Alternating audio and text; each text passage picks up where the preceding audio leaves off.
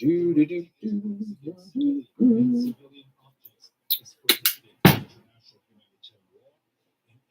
Good morning. Happy National Cookie Day. Go ahead, treat yourself. Have a cookie. I wish I had one. Oh well. YouTube has some updating things. Okay, cool. Awesome. Also, International Town Criers Day, Martyrdom of the Bab Day, National Don't Put All of Your Eggs in One Omelet Day, National No Bra Day, and National Sugar Cookie Day. Nude Recreation Week is typically held the second week of July. Okay. And America's Dad, Tom Hanks, has a birthday today. So there you go. And it's Fashion Day.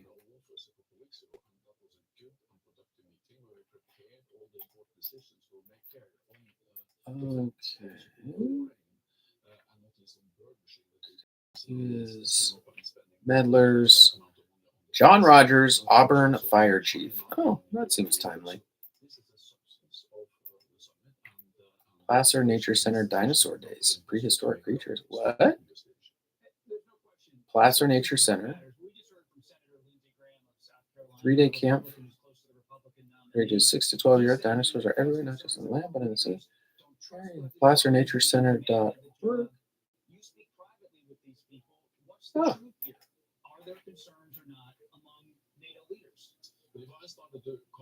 Placer Nature Center.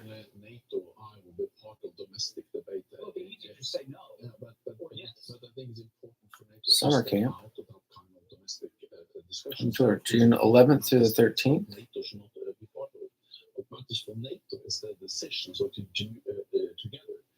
Just for instance, on defense spending, that's been a big issue. July 9th through 11th.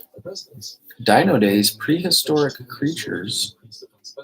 Key allies spend 2% of GDP on defense. This year it's 23 allies, and you can just this year 18% across Europe and Canada. So oh, cool. I understand you want to focus on that, but you've just been with President Biden, as you said, in the Oval Office. What's your personal assessment? Is he someone you can work with in an effective way on the policy issues? Yeah, July 9th through 11th. There's no way to make these big decisions on how to further strengthen NATO. That's cool. Without having a strong Placer Dino Days, whatever. John Bolton says Trump in a second term would work to get the U.S. out of the Okay. Time to go. Oh, shoot. I need to get sports ready. Oh, Wimbledon. Police allege former President Jair Bolsonaro embezzled jewelry worth about $1.2 million during his time in office. NBA Summer League.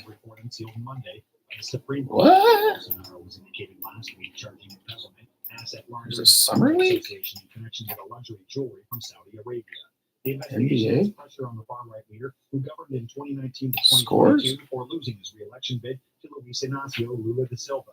He's already lost his political rights until 2030. Bolsonaro hasn't commented on the indictment, but has previously denied any wrongdoing involving the jewelry. And one of the most sternly worded rebukes Monday, New Jersey gambling regulators are fined June DraftKings $100,000 for reporting inaccurate sports betting data to the state, which it called unacceptable conduct, July demonstrating weakness in the company's business ability. 8th. The errors resulted in regulators having to post corrected financial data for several months, something that has not happened in 13 years. Inaccurate data caused Resorts Digital, the online Resorts Casino, MLB sports betting tax returns for December of 2023 and January and February of 2024. Oh my gosh, I hate how slow this computer is. Multi-tiered bets or parlays and understating other categories. Scores. DraftKings on Monday said it has fixed the problem. More than 3 million passed through U.S. airport security on Sunday. First time that number. Okay. I need to find something to talk about.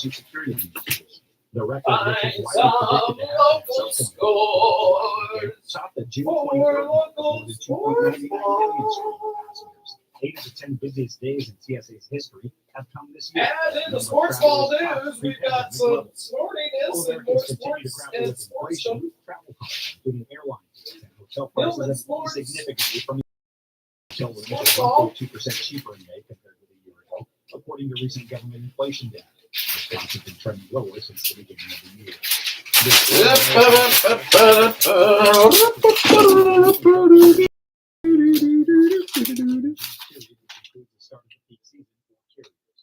Increasingly full planes since the pandemic shut down travel 4 years ago has brought some downsides over airlines. Complaints.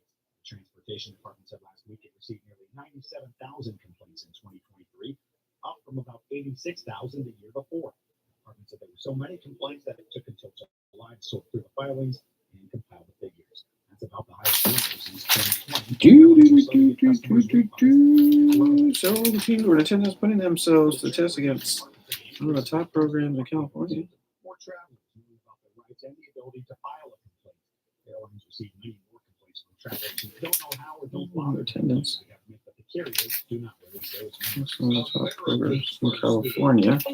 In a study, it was found that 33% of 44 herbal supplements had no trace of the advertised herb. Don't let that happen to you. Hi, this is Dr. Mitch. If you want to ensure quality, please go to totalwellness.com. Supplements made for physicians only now available to you too. Totalwellness.com, helping you to look good, feel good, and enjoy total wellness. premium gas or regular. What do octane ratings mean? I'm on an 80 in the car. Loomis, Prescription right after that. 67. Shingle Springs, 99.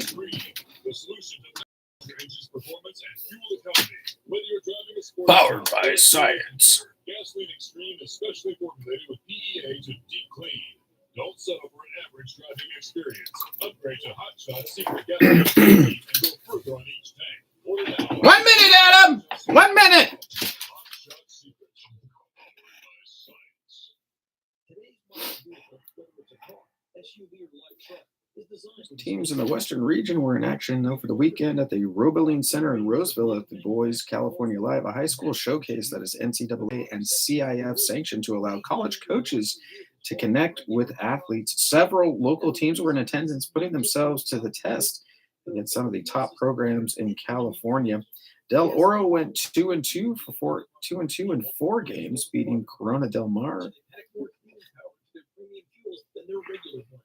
If you rotate your fuel choices around, say, every third tank full, you may find better performance and miles per gallon because you are cleaning your engine and fuel system while you drive. Just don't tell your mechanic you're trying to replace them anytime. Here we go. Your automotive prescription. I'm Ron Aney in the car doctor. See you next time. And good Tuesday morning to you. It is July 9th, and it is 30 minutes past the top of the hour, 6:30 a.m. And hey, good morning to you, Shingle Springs. Currently, it is 66 degrees where you're at right now. Keeping it under triple digits today, looking for a high of just 99 degrees. All right, there is the sports ball music. Let's head right into it. Sports ball, we're going to start in the MLB. The A's did not play yesterday. Yesterday was a travel day, but they will be playing again today. And you can catch all of the action here on KAHI. They're away. This is an away series that they're starting, a couple of away series. They're going to be at Boston. Radio start time is at 3:30 this afternoon, 3:30 p.m., and first pitch is at 4:10 p.m. So A's are back on KAHI today, playing Boston. Again, 3:30 p.m. is the radio start time, and 4:10 p.m. is the first pitch today. Looking at some scores from yesterday, D-backs versus the Braves. Braves on top there, 5-4. Angels versus the Rangers. The Rangers run away with that one, 9-4. Twins versus the White Sox. Twins take that one, 8-6. Rockies versus the Reds. Reds, shut them out basically, 6-0 there. And the Guardians versus the Tigers. Tigers just eke out a win there, 1-0. Heading local here to the Auburn Journal. Local teams compete at Boys California Live. Yeah, a little bit of basketball news here. Some of the top players and teams in the Western region were in action over the weekend at the Robeline Center in Roseville at the Boys California Live, a high school showcase that is NCAA and CIF sanctioned to allow college coaches to connect with athletes. Several local teams were in attendance, putting themselves to the test against some of the top programs in California.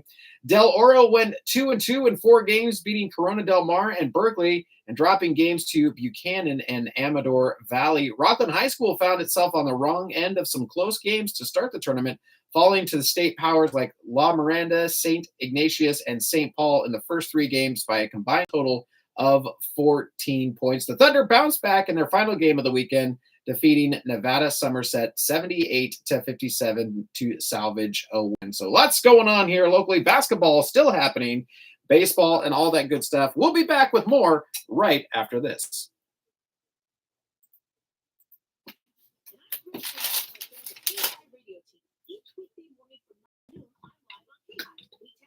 Timmy, you're up. Weather.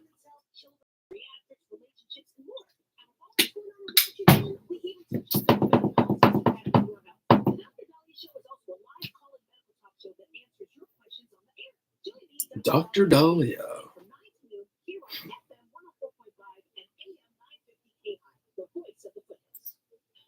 Tuesday weather forecast, the excessive heat warning will continue mostly fair, 65 to 72 tonight with light winds. Hot and sunny for Wednesday and Thursday, about 102 to 108 degrees each afternoon with that blazing sunshine. And Friday's going to be mostly sunny, about 105. This is your altitude temperature on FM 104.5 and AM 950 KAHI. Roswell, New Mexico, 1947. A UFO crash or a weather balloon? Alien body, really good man. Got the man in the middle on EP's on Top Line. I know James Hunt there. He's a Hollywood writer with a view on AI. Where are we now? And founding father Benjamin Franklin, was it just a pipe of electricity? Or did he really have Ooh. Love it. Saturday, 5 to 7 a.m. Sunday, 9 to 11 p.m. 24/7 at KAHI.com. Just click on listen. 33 minutes past the top of the hour, 6:33 a.m. Coming up in our next segment, we'll have another event for your calendar. Also, the California Ag Report. And then in the 7 o'clock hour, we've got the Meddlers meeting. Off to America's First News. I'll see you back here in just a little bit.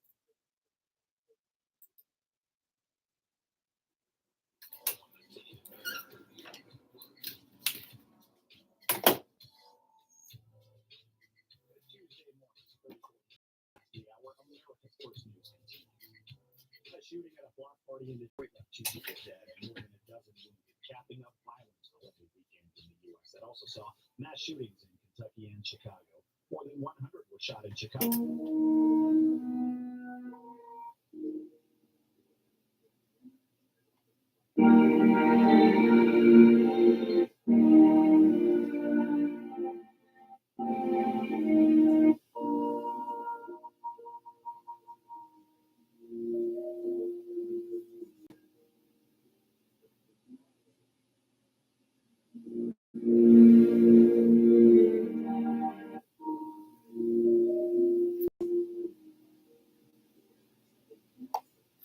All right. Jurassic Park theme. Stop and think about Ready to go. the mindset of someone. Placer Nature Center presents Dinosaur Days, Prehistoric Creatures. That's starting today, July 9th from 9 to 10 a.m. That's at the Placer Nature Center at 3700 Christian Valley Road here in Auburn. It's a 3-day camp for ages 6 to 12. Dinosaurs are everywhere, and not just on the land, but in the sea and in the air. They're not just living in the past. Dinosaurs' descendants may be living in your backyard. Come out and learn about the prehistoric. Particularly in the city's black neighborhoods. Johnson, who took office All right, last year, there we go. hasn't received enough federal resources. We got that. And he recently renewed a request for Over 100 people been shot in this city. 19 people been killed this holiday weekend. Right now, our streets are filled with illegal guns. It is far too easy in Chicago to go out and get an illegal gun. This has to change. And I know our federal partners at the Crime Gun Information Center will continue to work hand in glove with the Chicago Police Department to track crime guns and hold people who are choosing to wreak havoc on my streets accountable. In Detroit, 2 people were killed and 19 wounded early Sunday in a shooting at an illegal block party on the city's east side that was attended by more than 300 people, according to Detroit Police Chief James White. And we're talking about events that have large numbers of people from around the state as far as 50 miles away that are showing up in many instances with a sense of lawlessness taking over the street, parking, blocking driveways, and things such as that. But to get into precisely what happened, early yesterday morning, 6 young men and 15 young women were shot, resulting in 2 fatalities. Hearts and prayers go out to those victims and families. I myself am speaking with a heavy heart when we look at the level of violence, and certainly a young lady in particular who was killed. This really a sad situation. There's been some media with that, some social media posts that I won't go into, but it speaks to just how tragic the situation is. We have received over 500 911 calls for disturbances since May related to these public block party situations. White announced Detroit's new block party strategy, which includes the establishment of a response team who specialize in making sure residents comply with the rules governing block parties. Police must now treat 911 calls about illegal block parties and as quote priority on roads. Shootings over the holiday weekend also happened in California and Kentucky. Police say 4 people were killed and 3 others wounded in an early morning shooting.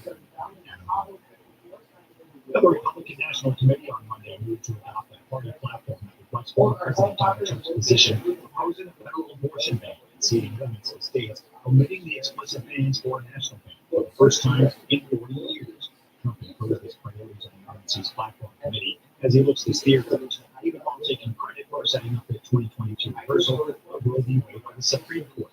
Trump appointed 3 of the 6 justices who voted in the majority to overturn the 1973 precedent that established the national right to have an abortion.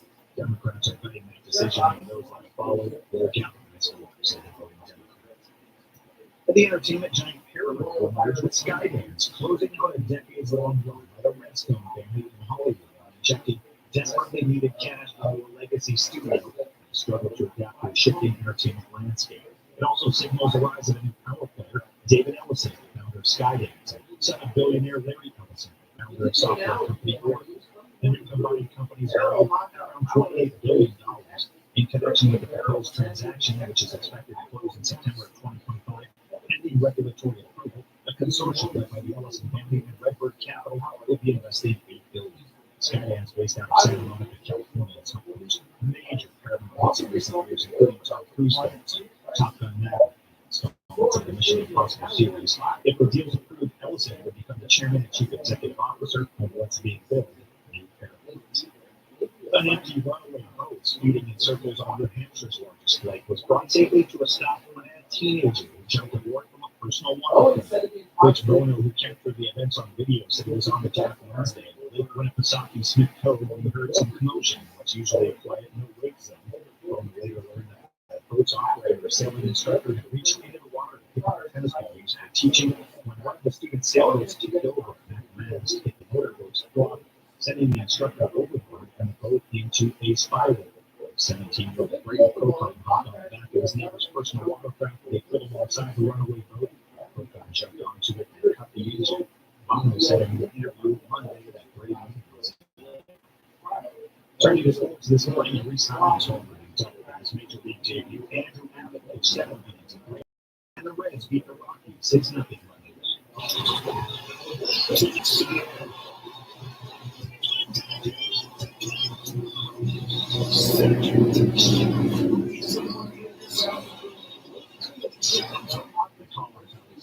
All-star shortstop Kelly David Cruz had an RBI double. He also stole 2 bases in the first inning, giving him 45 this season. That's in Billy Hamilton, but most in Reds history, he will be All-Star. Jake Rogers led up the inning with a double and broke the scoreless tie on the air, helping the Detroit Tigers outlast the AL Central leading Cleveland Guardians. And Willie Mays received 5 military honors for his time serving the Army during a special presentation of an American flag to San Michael and Southwood Saudi at the Public Memorial Service Monday for the late. Baseball dignitaries past and present, including Godson and home run king Barry Bonds, and remembrances and video highlights going back to Mays' stickball fields on the streets outside of New York's Polo Grounds. The Hall of Fame say hey kid among the early Negro League stars who hit 660 career home runs despite spending 1952 to 54 in the Army during the Korean War, died June 18 at the age of 93. Army honored Mays in front of his family, friends, and former teammates and executives, and thousands of fans. Novak Djokovic easily the 15th seeded Holger Rune 6-3, 6-4, 6-2, and just over 2 hours Monday night to reach the Wimbledon quarterfinals. Then he made sure to get a shot to the fans he thought were rooting against him. Rune supporters at various tournaments will often stretch out his last name. Rune sounds similar to Voodoo. That happened again Monday. In his on-court post-match interview, Djokovic spoke briefly about the match. Then he veered into a discussion about the people in the stands, showing his thin skin and their perceived booze. Well, to all the fans that have respect and that stayed here tonight, thank you very much from the bottom of my heart. I appreciate it. Appreciate it.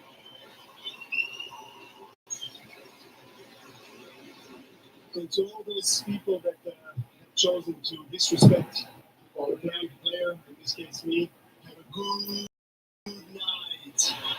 Put it up to 7 seconds.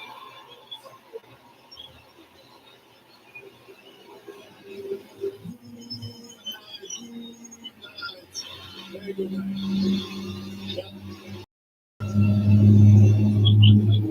Just commenting on disrespecting you. They were. I don't accept it. All right, here we go. Listen, I've been on the so trust me, know all the tricks. I know how it works. It's okay. I focus on the respectful people that have respect, that pay the team out and watch tonight. And love tennis. And appreciate the players and the effort that the players put in here. I played in much more less than I wanted to trust me. You guys can't touch me. When the match ended, Djokovic gestured as if he were playing a violin, maybe mockingly indicating that he felt bad for anyone in the arena that he had sat in by winning and getting to the quarterfinals at the All England Club for a 15th time. America's first news with Matt Ray. Can you believe, with all the recent All right, here we go. looting and destruction, some areas are considering either defunding or abolishing the police? At a time when America's neighborhoods need the protection of police the most, some elected officials would rather create more chaos by playing politics. If you're sick of elected officials caving in to demands of the radical left, you're not alone. It's time we stand up and declare our support for local police. The majority of police officers are important partners in protecting our God-given rights. If you prefer freedom over chaos, then learn how you can help protect the local police that serve your community. Call today and request your free Support Your Local Police info package. Dial 800-JBS-USA-1. That's 800-JBS-USA-1. 10 seconds, Adam. Your free Support Your Local Police info package by calling 800-JBS-USA-1 today. And good Tuesday morning to you. It is July 9th, and it is 15 minutes to the top of the hour, 6:45 a.m. And hey, good morning to you, Nevada City. Currently, it is 72 degrees where you're at right now. Looking for a high today, just a real nice, balmy 98 degrees out there. Hey, it's less than it has been the last couple of days. All right, hey, let's talk about another event for the calendar. This one is kicking off today, July 9th. It's from 9 a.m. to 10 a.m. It's the Placer Nature Center Dinosaur Days, Prehistoric Creatures. That's at the Placer Nature Center at 3700 Christian Valley Road here in Auburn. It's a 3-day camp for ages 6 to 12 years old. Dinosaurs are everywhere, and not just on the land, but in the sea and in the air. And they're not just a thing of the past. Dinosaur descendants may be living in your backyard, and you can come out and learn about the prehistoric creatures that once roamed the land. They'll investigate their behaviors, adaptations, and habitats on ancient Earth. You can find out more information at placernaturecenter.org. Again, this is a 3-day camp starting today, July 9th, and it's at the Placer Nature Center. That's at 3700 Christian Valley Road here in Auburn, and it's for 6 to 12-year-olds. So take the kids out there, the grandkids out there, check out a little bit more about dinosaurs. You can find out more information at Placer Nature Center. Again, that's placernaturecenter.com. And again, it's the 3-day camp here, learning all about dinosaurs. It's Prehistoric Creatures Day today, or right after this.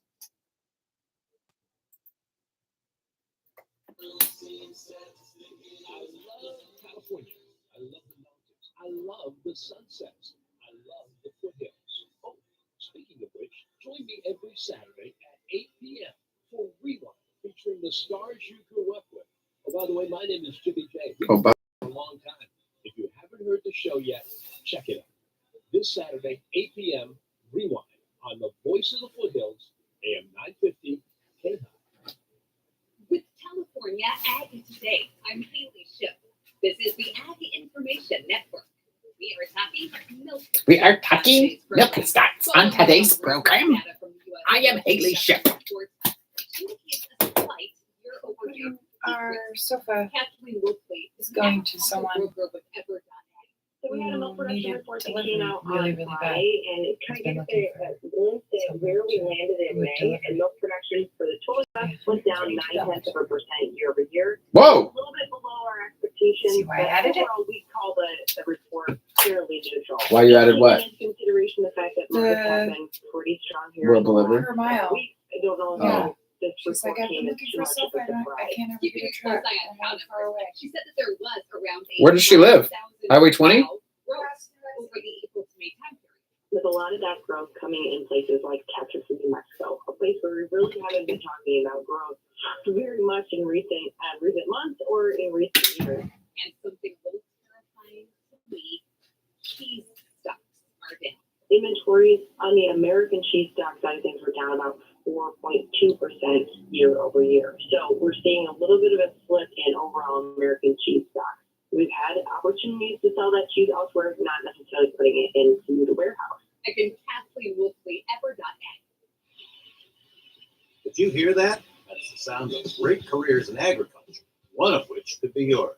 With the number of job boards online these days, it can be overwhelming trying to find out what best suits you as an individual in the ag industry. Hey, The ag sift industry. through the clutter and find your agricultural career on the job board focused on you, agcareers.com. AgCareers.com is the leading online job board for the agricultural, food, natural resources, and biotechnology industries. We are committed to fueling the next generation of talent in agriculture in an effort to feed the world.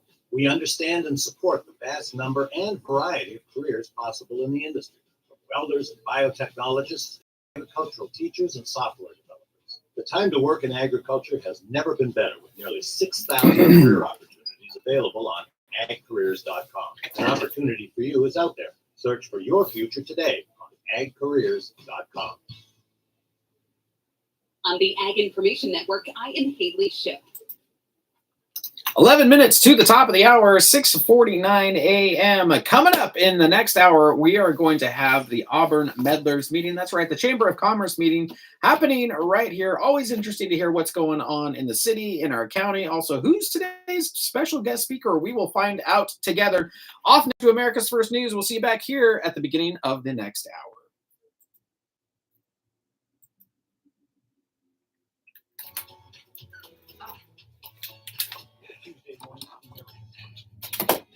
Tuesday morning,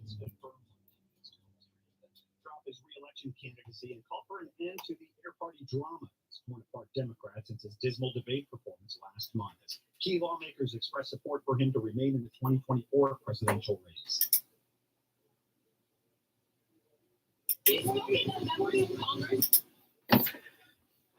Okay, here we go. Meddlers meeting. Oh, I need to see who the guest speaker is for today.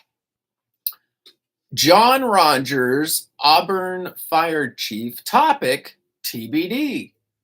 I'm guessing we're going to talk about fire safety and defensible space. It's time for defensible space. That's right. Clear at least 100 feet around your house and all of your structures. Make sure that nasty fire doesn't have ladder fuel to make it all the way to your house to burn it down to the ground.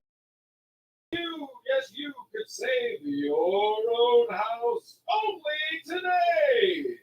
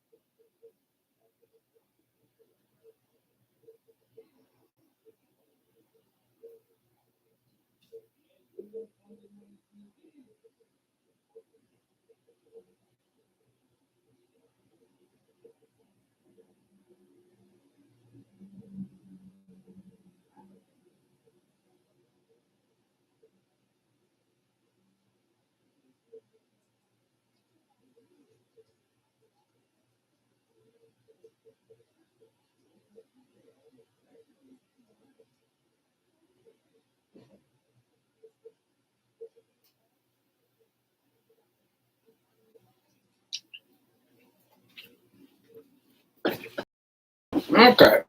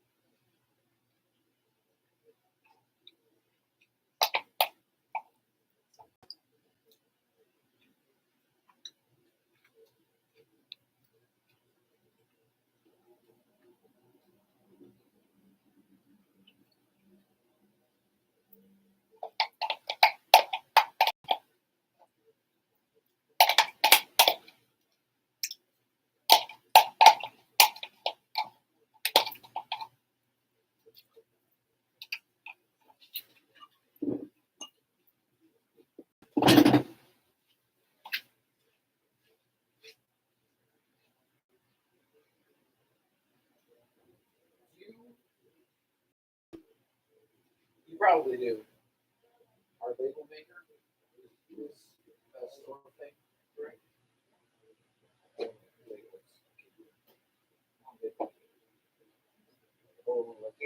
Next time we're in, I'll bring a cable, a label. Check in there. I'm like, good.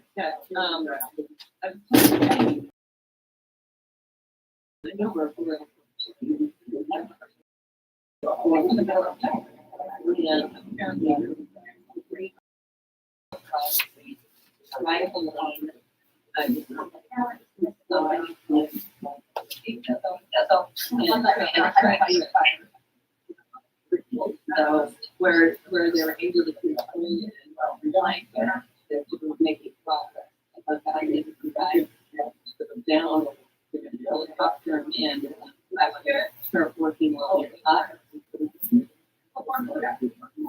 Do they have any ideas?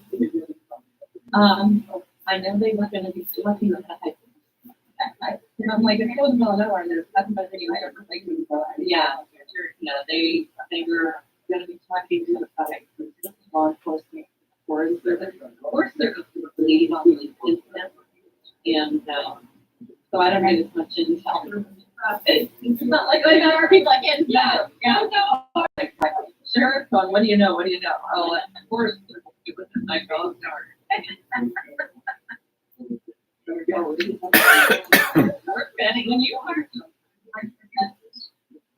Good morning. This is the news with the flagger. I pledge allegiance to the flag of the United States of America.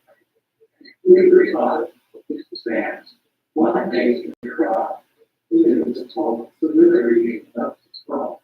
Well, good morning, everybody. We have a couple of announcements. Rosa, do you have an announcement this morning? Thank you. The honorary Seventh Pastor going to be here 6 o'clock on Thursday. So, and we're having testimony. So if you haven't remembered yet, recording in progress. Alex,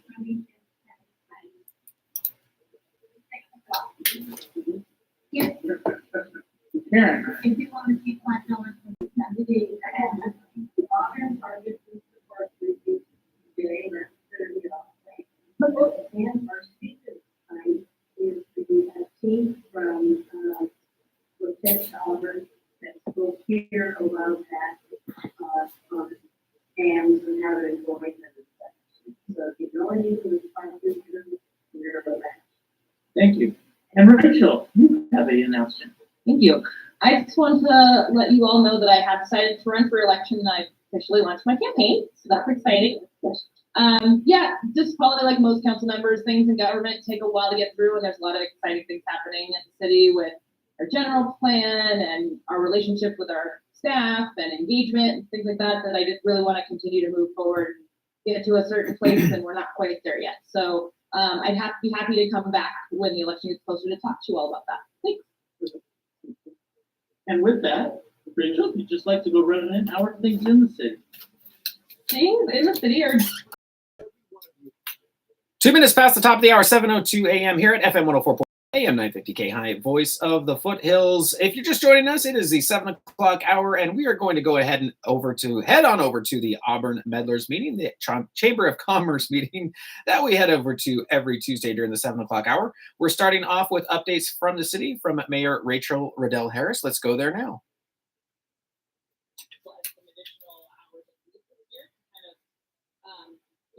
Something in the meantime while we figure out our budget, figure out what rate level are available. So that was nice that we were able to do that. We also got some money from the Alcoholic Beverage Control Policy Partnership Grant, which basically gives us the money to work on additional efforts to combat, to help enforce the rules around alcohol beverages. So making sure people, underage minors aren't having people on the shoulder, and making sure that restaurants, pubs, and bars aren't for minors, those things. So we get that. So that was great as well.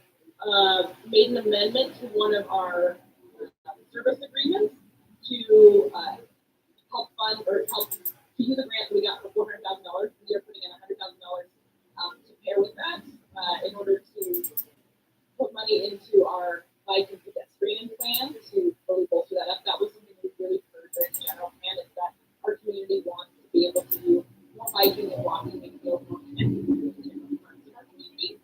And so this is going to be a plan that feeds into the general plan and gives more information to it. It's kind of more detailed because we're doing a circulation element, but that kind of does everything. Cars and where do people go and how many people there are. This is specifically on bike and ped, and it's a federal grant that we're going to be using in order to figure out what's the plan, what projects do we want to do, where do we think those projects go, so that we're able to meet that need of biking and pedestrian. There was a public comment during that saying we need to work with the county, and we have been working with the county. We're going to continue to work with the county, and I've talked with Cindy specifically about this because we want to make sure that when we have bike lanes and things like that, they don't just end with the city limits. So making sure that we're planning it together. I've seen government things like that. So that we're working together and we're planning it together so the project makes sense. Not to scale it out. So we'll be working a lot of that. And the TOT measure we did, we pushed that further along. I figured out who the argument signers are going to be. That effort is going to be moving forward. You're going to be seeing educational material from the city on that because it's a tax measure that we're putting on the ballot. We aren't allowed to make any arguments. We aren't allowed to campaign one way or another for it, but we are allowed to do educational information. So we'll be sending out informational education online. Trying to get awesome. We'll be giving out information on that. We also had our first reading for an ordinance revising a part of our municipal code around defensible. She can if we have somebody else. Approved it originally, but we had not realized the impact it would have on our real estate market, and if we made rules there around what the seller was required to do before the home was sold, and instead we made it quite complicated so that way there are folks that are trying to sell a home to have extensive space work that is supposed to be working with that kind of so that we're creating education material and trying to ensure that the once the buyer fire safe so the cheapest here too. That leaves only 2 days when it's level, which is less than 3. Yeah. Because he's every other Wednesday. So the chief's gonna go over the details of all that. Yeah. So I guess Tuesdays and Wednesdays. Monday, Thursday, and Friday are 7.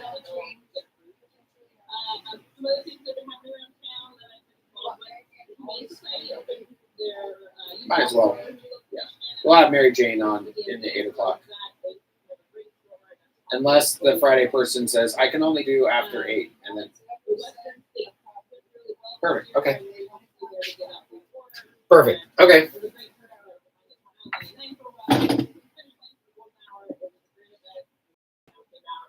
As always, the competitors do a great job.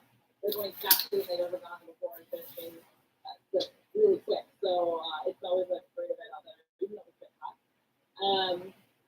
And 4th of July went really well. The chamber did a great job. So many volunteers out there, even though it was hot. So it was really fun going out there. Also, the Hook and Ladder did a great pancake breakfast, and she was flipping pancakes out there, so that was fun too. So lots of things going around. And also, finally, we are still working with the fair to try to move that relationship forward in the community and to try to find a way to positively move forward. I went to the State of the Fair event and also to the Fair Town Hall over the last 2 weeks and trying to make sure that the community is feeling heard and that we're able to move forward in a positive direction. So, those are the topics. Are there any questions? I may be able to answer. Or directly. Okay.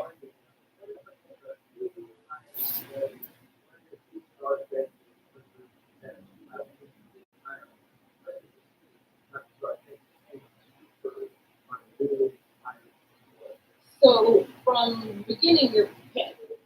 Somebody else knows different, but I've been in first for 15 years. As far as I know, you're paying along with the employee at the beginning. They get vested at 5 years, so they can't get it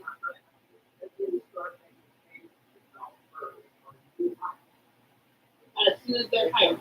Yeah, because they're paying into their retirement partially, depending on city, and you're paying in a portion too, and that adds up and creates that account for them.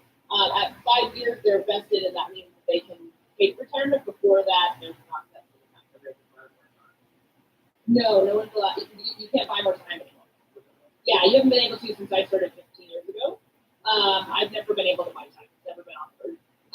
So there's shortly before me that did. So that's probably the last time was 15 years ago. Okay, so it's been a long time. If there's certain circumstances where you can buy the time back that you lost for being out for the military, maternity leave, those kinds of things, we can't just buy an additional. Any other questions? Wow. Oh, that's great. Yeah, like the pedestrian idea, if they would want to plan for this, and there are focus review, and then the funding will come after that, is that how that works? So the grant is for so we're doing $500,000. $400,000 is from the grant, and $100,000 from us is for $400,000 is from federal government, and then we're putting in $100,000. So $500,000 altogether is going towards the plan, the data, the analysis, everything needs to go into figuring out what we can do and should do in town for pedestrian bike. Once that plan's in place, then we'll prioritize the projects around that sort of thing. Yeah. Figure it out, and we know what we want to do.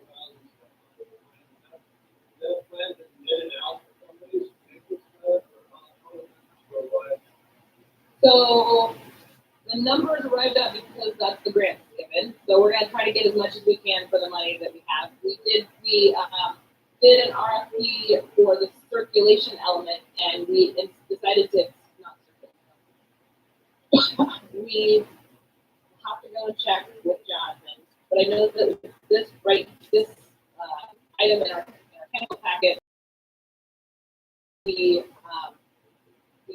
person who did the circulation element and doing the roadway sign project that we're working on right now. The goal was, although the circulation element and the bike and pedestrian plan need to work together, and if you have two different folks doing it, it creates challenges. They may not communicate well. You may end up duplicating work, and so by having the contractor who's already bid and done the RFP process for the circulation element do also bike and pedestrian, you get economy of scale, hopefully, and it'll be more efficient than trying to start a brand new contractor and then have to work everything. So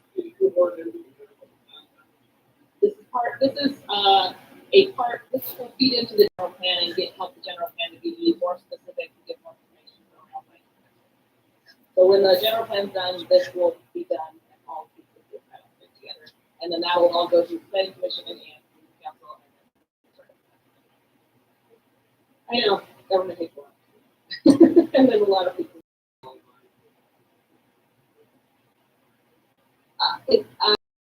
Plans tend to be expensive.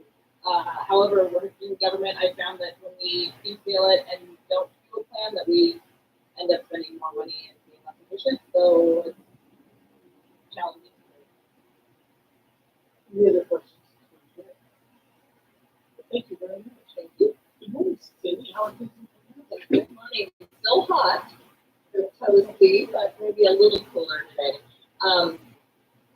And I talked to Betsy before, because last week we talked about the person that had left the camp, the mobile temporary shelter, and staff at TGI were able to get them taken care of off the premises, because we don't want to see that happen, where they're kicked out of the mobile temporary shelter. So thanks for asking about that. Also last week I had a meeting with Caltrans for District 3 for the acting director for District 3. Yeah. It's Power Appreciation Day. It's what? And we just wrote a letter of support. Okay, hang on. I'm going to go on air. I'll be back. Hang on a second. He has been 13 minutes past the top of the hour, 7:13 a.m. If you're just joining us, we're listening into the Auburn Meddlers meeting, the Chamber of Commerce meeting, as we do every Tuesday during the 7 o'clock hour. We're hearing updates from Placer County Supervisor Cindy Gustafson. We're going to pause now to show some love for our advertisers. We will be back to the Meddlers meeting right after this. Owner of ABT Plumbing, Electric, Heat, and Air. ABT has been in business since 2001, and we are thrilled to have been. Does Ariel have nipples? I think so. Heating and Cooling Company, What? Auburn Journal's Best of Auburn promotion. We're very proud to have placed as runner-up so. in electrical. I've never category as seen her well. nipples, Our so technicians I are can't confirm experienced and that. friendly. If you have an issue with your plumbing, need a whole house generator, or maybe your furnace isn't working, give ABT a call. Reach us at 530-230-9004 I don't think she has why would you? for I excellent don't know. service. It really is as easy as ABT. Sounds like you're saying nipples. Petunias are miracles. I know, but it sounds like nipples. Patio furniture, pottery. Some choices are fun to make, and choosing the best garden center is one of them. Stop into Green Pretty Acres sure. Nursery and Supply today. You'll dig our great What? and better quality. Plant blueberries is an attractive evergreen shrub with healthy, tasty fruit, 2-gallon size, starting at $22. Hang on a sec. On Hot Buy. Hang on a sec. And then there were quite a few events also in other parts of the district that I visited. So lots to do on 4th of July everywhere. I want to give you an update on the Royal Fire. This is the one in Royal Gorge. And as of this morning, they flew again last night with the night flying technology that maps.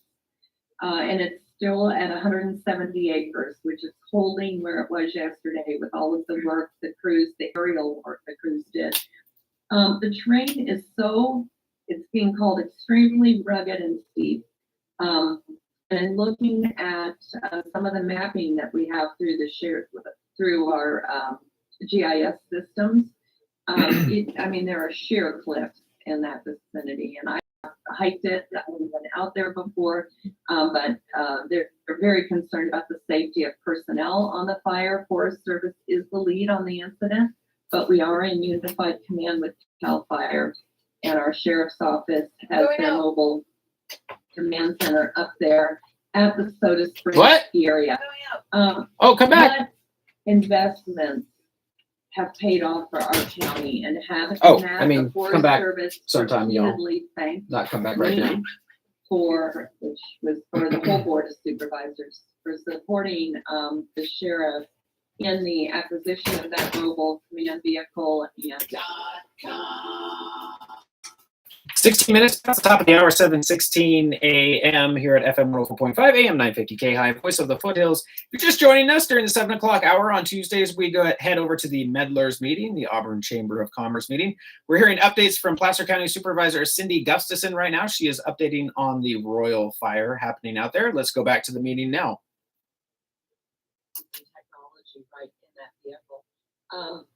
But with that said, we're holding because of lack of wind. A wind kick up. There's two of the flanks they can't get line around right now. They're way too steep to get dozers up there. So they've got dozers on two sides, but two sides they haven't been able to do that. So they're helicoptering in crews today down to the bottom and then starting to build a line going up as best they can. So very critical situation right now, and I just hats off to the heroes that are out there in the field to see some of these young Forest Service guys. There's a reason you're young when you're doing this work. I mean, but the nearest home, Steve asked me earlier, the nearest homes are an area called the Cedars. There's about 90 structures up there, and the Cedars is very historic area that was kind of developed by the old railroad barons as their summer lodges and cabins, and has been kept very rustic, very exclusive area, about 90 structures in there. And then beyond that is Serene Lakes. And obviously there's hundreds and hundreds of homes up in the Serene Lakes area. So very important that we protect that flank and protect those areas, are the nearest structures. They're doing a great job, and to see the city, the base camp they built overnight. When I left last night, the truck semis were pulling in with the restrooms, the mobile kitchen.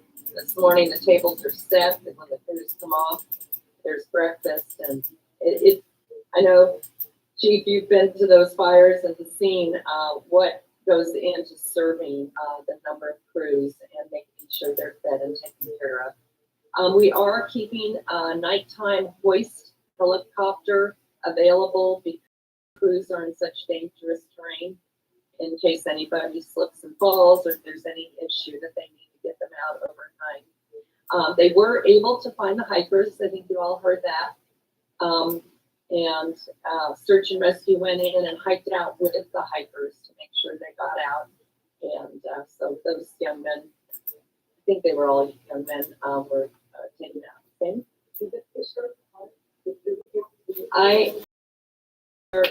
They were all being interviewed as to what they knew. There were 13 in that group, and then there were 2 other individuals in another group, and everybody was being interviewed when they came out yesterday. That's a great question. I don't know. When Forest Service lands, I'm not sure. So whether it was campfire, cooking fire, vehicle sparked something, because their cars were all parked at their cars all looked fine. They were pink from retardant, but they looked fine. So whatever caused the fire. Yeah. Hi, Bob.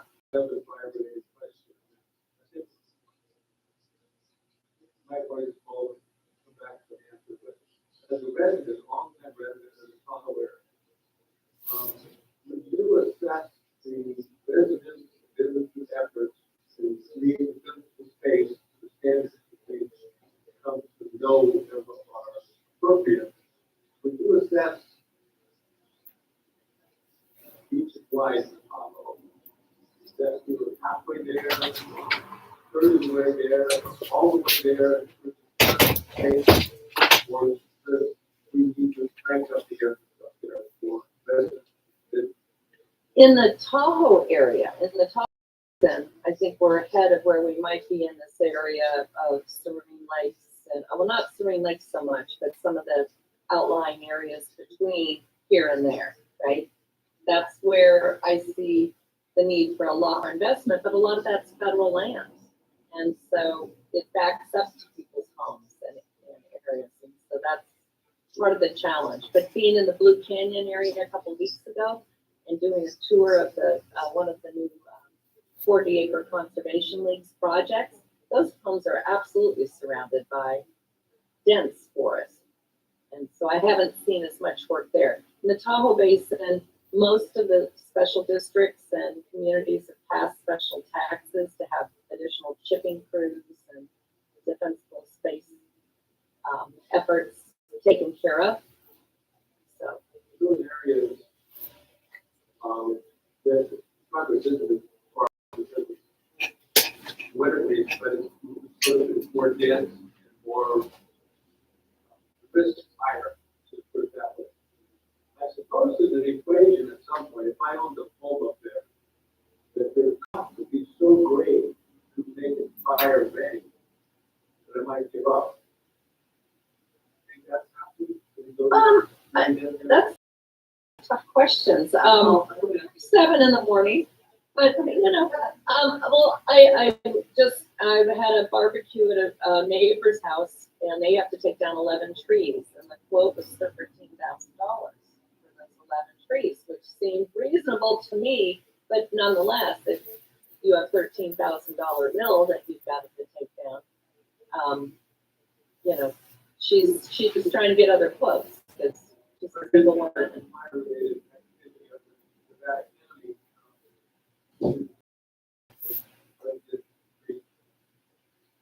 And we're so dense. I don't imagine how we would ever create a space to protect your home with those 200-foot tall trees and 20 feet apart. I couldn't believe how my reaction to that was, I have to move it if I'm Yeah. Well, there's a lot of those areas in our foothill communities. I mean, you drive through parts of Alta and Dutch Flat, and it's pretty dense. And so a lot more work needs to be done. There's no doubt.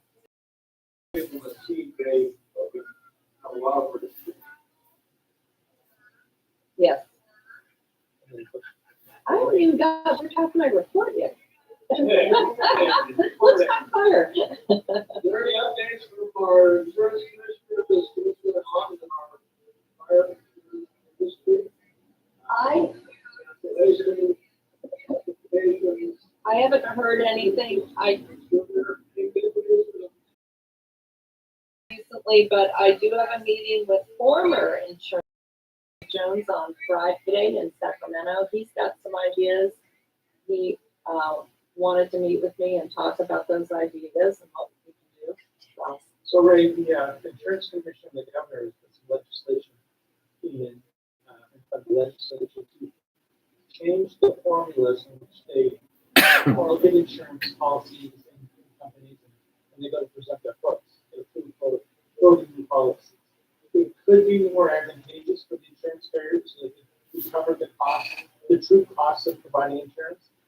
But it's going through a process, probably take a year or two, because we have all the various stakeholders that will have to put their input. There's a huge, now I'll start so to speak. There's a huge, in the state of California, we have large numbers of people who have not been affected by wildfires and don't want insurance from so that competition is going on. The governor is taking the lead on it. No fan of the governor, but in this case, he did take the lead on it. Looks like the town got nothing to do. It's true. So maybe we'll see some changes in the next year or two, but right now, no. And we're collecting those too. 2 to 5 years.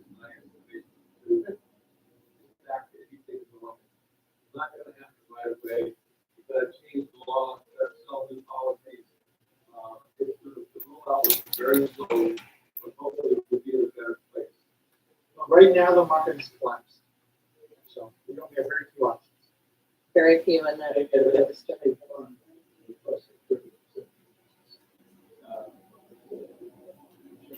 26 minutes past the top of the hour, 7:26 a.m. here at FM 104.5, AM 950 KAHI. You know what it is. It is the voice of the foothills.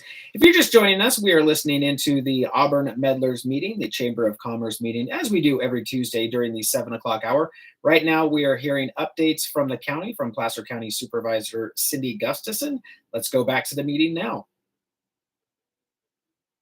We have been offering cooling for all those residents and others, and continuing to make sure that that's available to the residents there, given the extreme heat.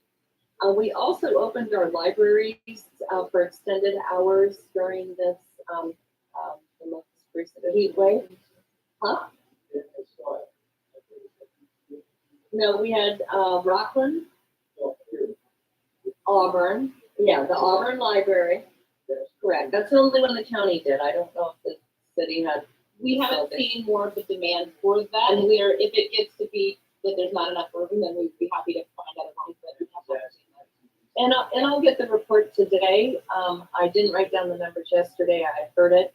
Very few people took advantage of having Rockland open, Auburn open, Forest Hill, and Colfax libraries were all open, extended hours to help with the extreme heat. So, and then today on our Board of Supervisors meeting, we have a regional forest health 10-year plan. This is the mapping that we've done with land tender that has identified the most critical areas to treat and what order we treat those, where we invest both local and state efforts to protect our communities. So that'll be presented. We also have our agreement with CAL FIRE for our Placer County Fire contract. We'll get an update on the fire season and obviously on the Royal Fire.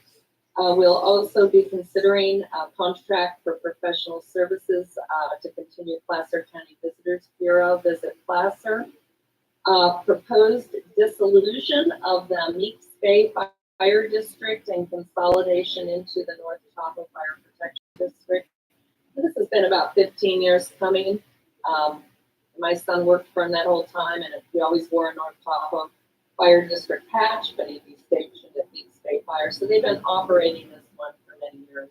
But this is the formal process to then go to LAFCO and cease existence of the East State Fire District.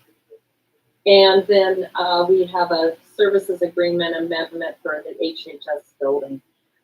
Today, the grand jury empanelment ceremony is happening at 2 p.m. I don't know if the Board of Supervisors will be able to attend. Depends on if we get done with our meeting in time. But there were over 45 applicants. You remember the grand jury members were came here, went to every MAC I had, 8 MACs, to talk about meeting new members. So they did drum up some volunteers, and those will be drawn today at the empanelment.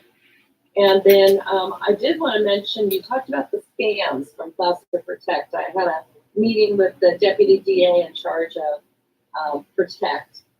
And I want to share one, because I have 1 minute, I'll share one scam that's going around that, especially those of us that are older, they target us at a checkout of a grocery store, for instance.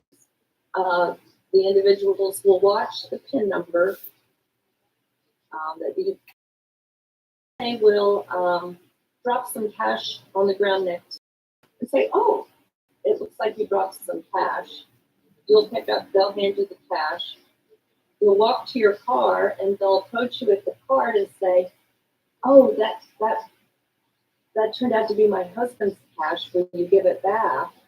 And they'll slip out your ATM card. They have your PIN, and they will use that. It's happened multiple times in Placer County. I know it sounds far-fetched, but they're very good at slipping out and grabbing that ATM. So don't open your wallet in front of anybody, and don't open your door if they tell you a football is in your back door. They were playing football at Grandma's house, and the football bag had gone in your backyard. Could you let them in so that they could grab the football, and then they proceed to take things.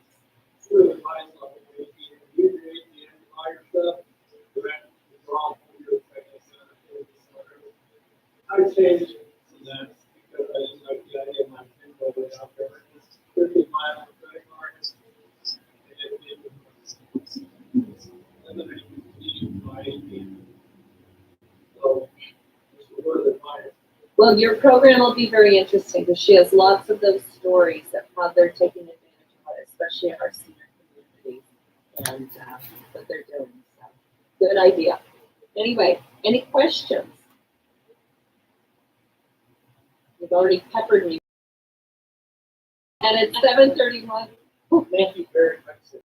This morning we'd like to introduce John Rogers. He's our fire chief here in town. Very interesting. It's when the fire department shows up, they just take over and take care of things.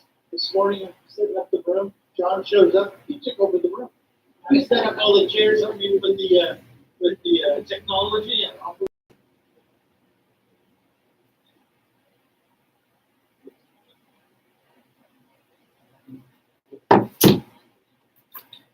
Two minutes past the top of the hour, 7:32 a.m. here at FM 104.5 AM 950 KAHI. If you're just joining us, we're listening into the Auburn Meddlers meeting, the Chamber of Commerce meeting, as we do every Tuesday during the 7 o'clock hour. Today's special guest speaker is John Rogers. He's the Auburn Fire Chief. They're just setting up all of the technology right now. They do, sometimes they do a little screen share where they have a slideshow presentation. So going through technology setup, they are going ahead and doing that right now. So we will wait for them to get that all ready to go, and then we will hear from John Rogers, again, today's special guest speaker at the Meddlers meeting, the Auburn Fire Chief. Let's go back and see if they've got that set up now.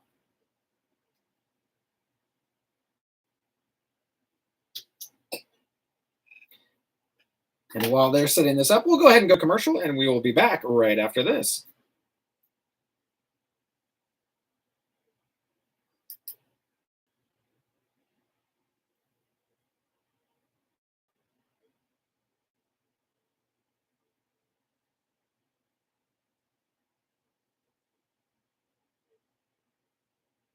All right, sorry about that, guys.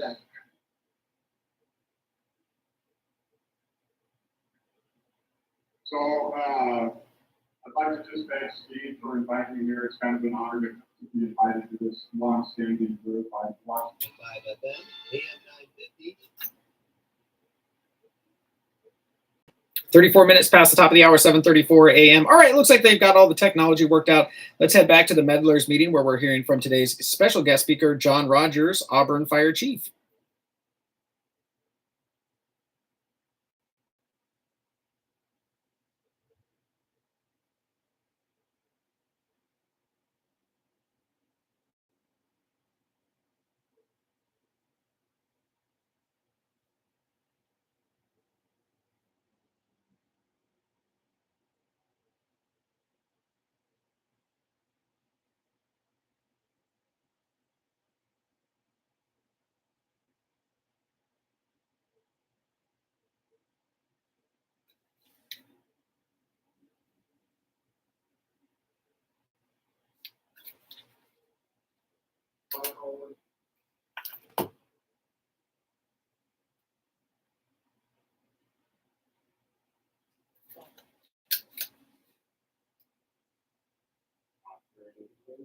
Well, we're getting echo, and so I think.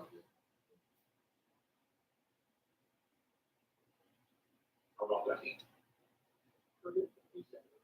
Oh, mute the TV, that's what happened last time.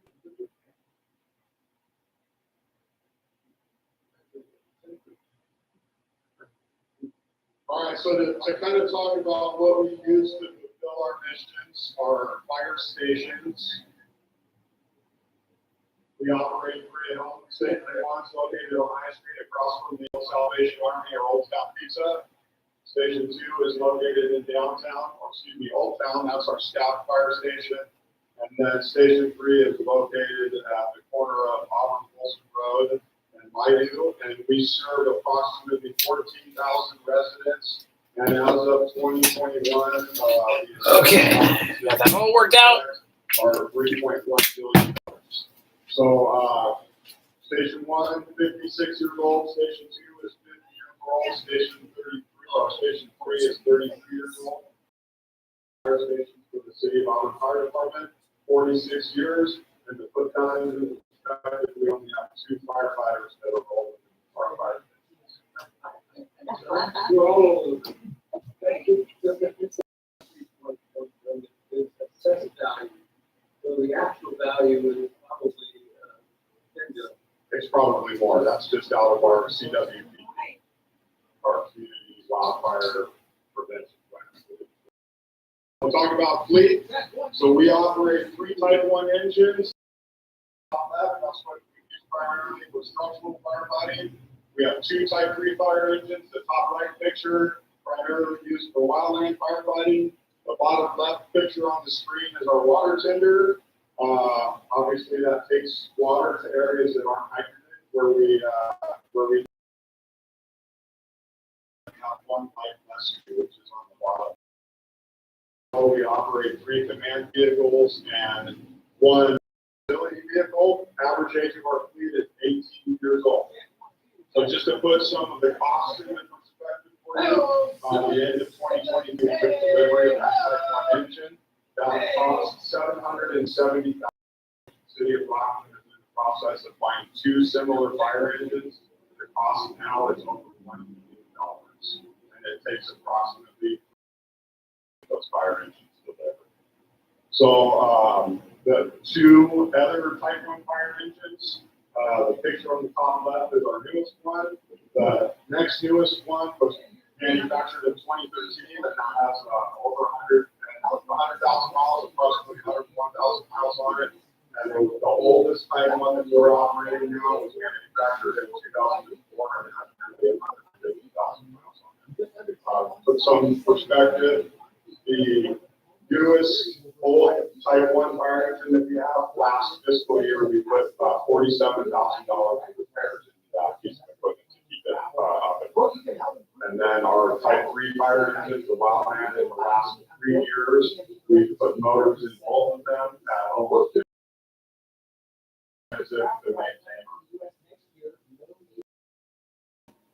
New technology that we implemented this year, we purchased 30 new stock SCBAs. We were the only fire department in Placer County that were operating a different type of SCBA. So now not only are we interoperable with the rest of the community, but our SCBAs, they were timed out, and we were going to have to replace the entire bottle inventory. So 15-year service life, we just took delivery and we're implementing, putting those into service.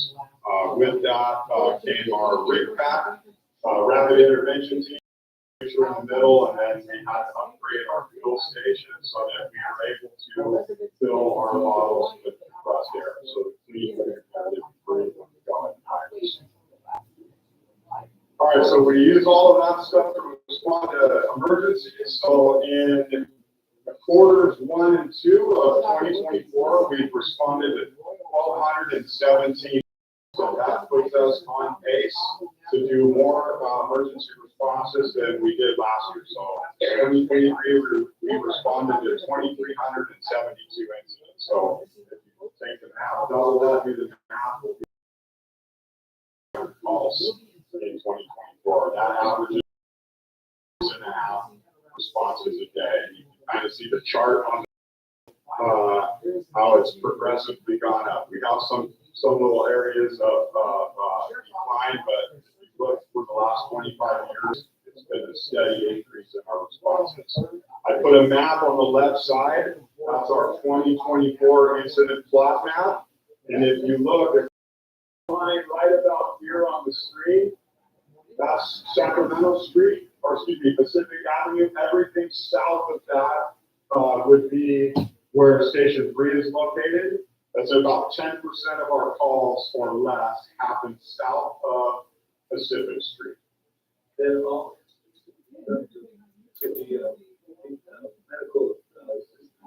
Everything that, yeah, fire, public assist, medical, all of our incidents are on that little plot now. Now, I shrunk it down to capture most of the city limits. We have some that are in the surrounding areas when we provide automatic and mutual way, but that map is the city limits. Quarters 1 and quarter 2, I have a couple little bar graphs up here for our mutual and automatic aid that we've received. So that is predetermined by an agreement of Auburn. If we get a structure fire in the city, we get type 1 fire engines. Well, the city doesn't operate with 6 type 1 fire engines. Right now, we're only staffing 1 type 1 fire engine, so 5 of the other engines are coming through an automatic aid agreement through our neighbors. And with that, we are on our neighbors' alarm assignments, and we provide a mutual aid response would be, and let's say it's a car fire, and it's a fire engine, and we get there and that fire extends into a building or the vegetation, and we ask for more aid, that would become a mutual aid response. So far this year, we have received aid 109 times, and we've given aid 153 times. How many of those were actual fires? I don't have that number with me right now. All right, so I'll talk about our 2024 OES assignments. So our strike teams, if you will. In March, we did a winter storm pre-position. So we had 2 days during one of the big pay the city of Auburn and some of the Placer County agencies to up staff in the event we have related incidents. Last month, we sent one of our engines to the Arrow fire, and then it got reassigned to the Sykes fire. And then on we sent a fire engine to the Thompson fire, and then on the 6th of July, it was reassigned to the Lake fire, which is in Santa Barbara. So pretty busy start to the year. And just, I don't know if you guys are aware, but we're reimbursed by OES. So our overtime costs are covered. They provide us money for using our resources. So they pay for our fire engine, and then they pay for an administrative fees to handle all of the paperwork and admin duties on this side.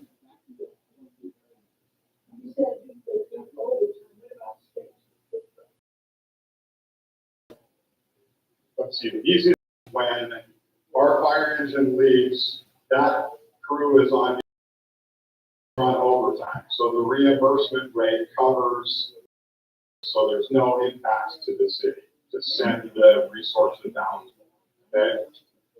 All right, so go ahead, Bob. Mileage, how is that? So they pay us, and I can't three, I want to say it's about $180 an hour. So for 19 hours per day, for every day that it's gone, they reimburse about $100 an hour. And then from the time you arrive on the incident, the time that you leave, they cover all the fuel costs. Maintenance is on us, and that's why they give us the money for the use of the equipment. We get, so most of the time we work a 24 on and a 24 off. We're getting paid even when the fire engine isn't on the line. Yeah,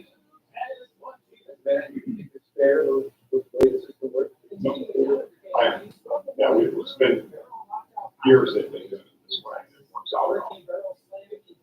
All right, our training activities. So our firefighters have to train and be prepared to respond to the incident. So this year, quarter one and quarter two, we've done nearly 2,000 hours of training, and based on 200 per employee, our goal for training hours is on track to meet our training goal for 20.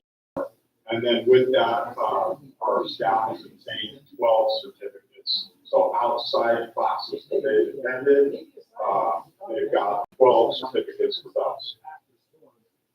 All right, so just a snapshot of our organizational chart. So fiscal 23-24 is up on the board right now. The beginning of the fiscal year, we had 24 full-time employees, and then through contract negotiations and the inability to fill certain positions due to retention issues, positions. So we went from 24 to 20. Then in February of the year, so last fiscal year, we had a firefighter leave that didn't fill that vacancy. So if we fast forward to the next slide, you can see fiscal year 2025. This is what our organizational chart looks like. 19 full-time employees. We have 3 that have been on disability. A couple of those employees are approaching 1 year. And then we have 2 employees that are off on paternity and maternity. So with the budget adoption this year, Station 3 is closed, and it's due to budget constraints and significant reduction in staffing, and we're working on providing our community with sustainable services through a centralized fire division. Station 2 on top of that.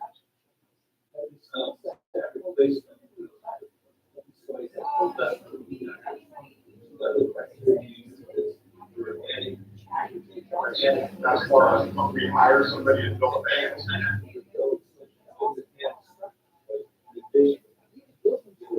like to put more positions in the fire department, it would be something that we would have to work with our elected officials through our city manager and our finance.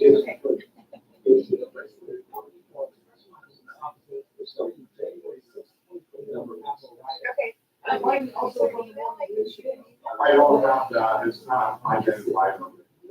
All right. So, weed abatement activities for 2024. This is a hot topic right now. So, just to give you guys some information, so far we've received 35 complaints from community members for various properties. And with those complaints we've received, we've sent out 35 notifications.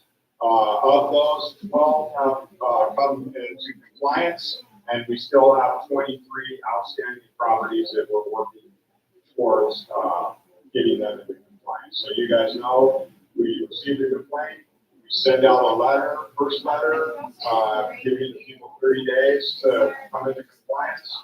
If They don't, we reevaluate, we send them another, and if they still don't come into compliance after that, it gets forwarded to code enforcement. Yes, sir. When you get a complaint, you send out a investigation. Yeah, the complaint is valid. Yeah, we go vet the complaint, put eyes on it. Sometimes we'll go out and it's I'll give an example. Recently we had one that was a walking trail. The weeds on the walking trail needed to be trimmed down. So we looked and it was somebody had cut across somebody's property, corner of their property, and their weeds were, a little bit tall. Private property. It has nothing to do with trimming the walking trail. So we do. We go out and vet every single which takes time. All right, so moving along, we'll talk about wildfire in California, or what the Auburn Fire Department likes to refer to as the new reality that we live in. So what has the Auburn Fire Department done to address this? So we've done quite a few things. The Baltimore Ravine Shaded Fuel Break is in progress. There's a map up on the screen right here. You can see there's a blue outline, and then there's some red marks in there. The red marks will be what we would call the treatment area. That's approximately 120 acres of fuel reduction work that we're looking at doing, and that was with the CAL FIRE grant. It was approximately $800,000. So right now we're in the environmental assessment phase, so we have to do a CEQA evaluation, and that blue line captures all of that we're performing the study in, so that in the future we can go out and do grant-funded project work in that area and turnkey, right? It happens right away. We don't have to do a new study every single time. So hopefully the study will be done in November-ish. We can go out to RFP, get some contractors, and then start work sometime after the first of the year and get some stuff done before fire season.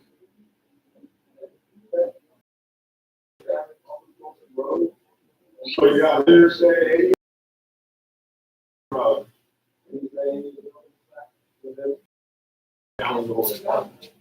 Yeah, that's just outside the rec park and close to where the UAIC.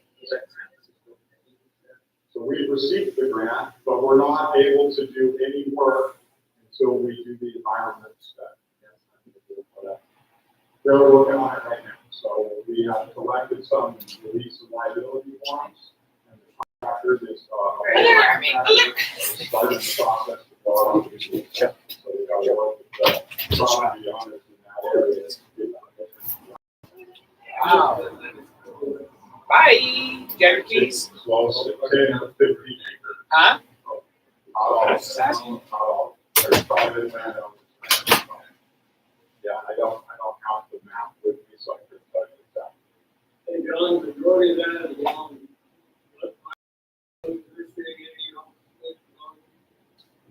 areas regarding fires. Yeah, so our community risk reduction manager, Lindsay Davidson, when she put this plan together, she focused on the areas where the conditions would be most likely to occur.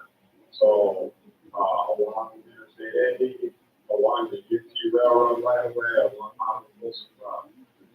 So that's trying to get that fuel break around the area and then trying to focus where there would actually be a chance for it.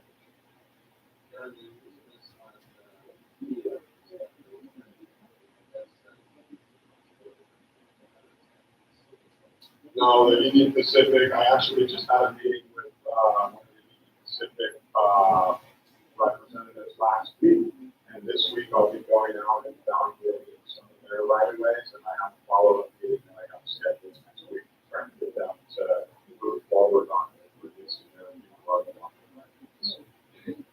All right, so what else have we done in the Baltimore Ravine fuel reduction project? And I want to say that was about $25,000 work. We just completed $39,000 worth of fuel reduction work on various city parcels and right-of-ways. We've been working with our external stakeholders such as UP to try and get them to bring down some of their fuel on the Union School District, Boston County Water Agency, Caltrans. Those are a couple of the other ones that we've been in contact with. we'll continue to apply for grant funding through various sources. We're working on updating our city ordinances, and I know one of you guys had a question. So 100.87 was the most recent one that we brought to council and was updated. So the city is implementing some zero requirement on all new construction. So from 0 to 5 feet away from any new construction, it has to basically have non-combustible material. One of the first ones in the area to implement that. And that was actually brought forward and recommended by our former council. And then we're in the process of redoing inspection ordinance implemented in February. So passed this first read and we go back to council in the next meeting, which I think is possible. That's a real estate sale. Yeah, that's any real estate transaction. Seller requests an inspection 6 months prior to the sale, exchange, or transfer of real property. The fire department or qualified third party go out and perform an inspection. And basically, the new buyer will get a report of what their property would look like based on municipal code, public resources code, government code section 51182, and Title 14, which are all real similar. So when you buy a new house in the city, you'll know what you're coming into, and then we'll be putting together an educational packet, and that's what we've got to figure out how that will get distributed, so it'll have all of the resources, ready, set, go. We'll try and get some Firewise community information and things like that, so that when you buy a house in that area, you have some sort of education. Understand what's going on. No requirements you actually have to do with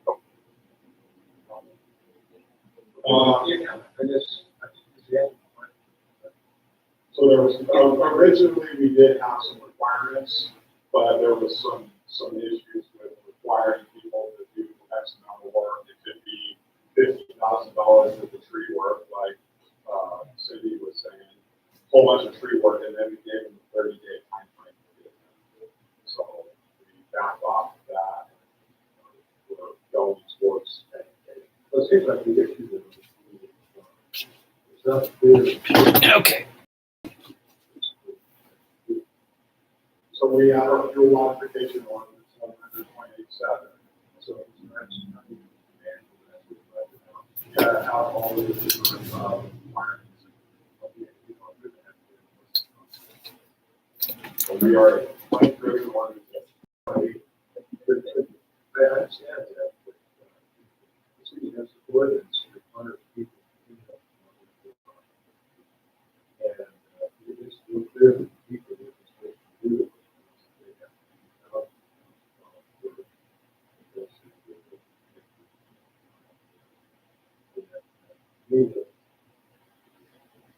So I think the way, I guess it's me, like, we need to have to do.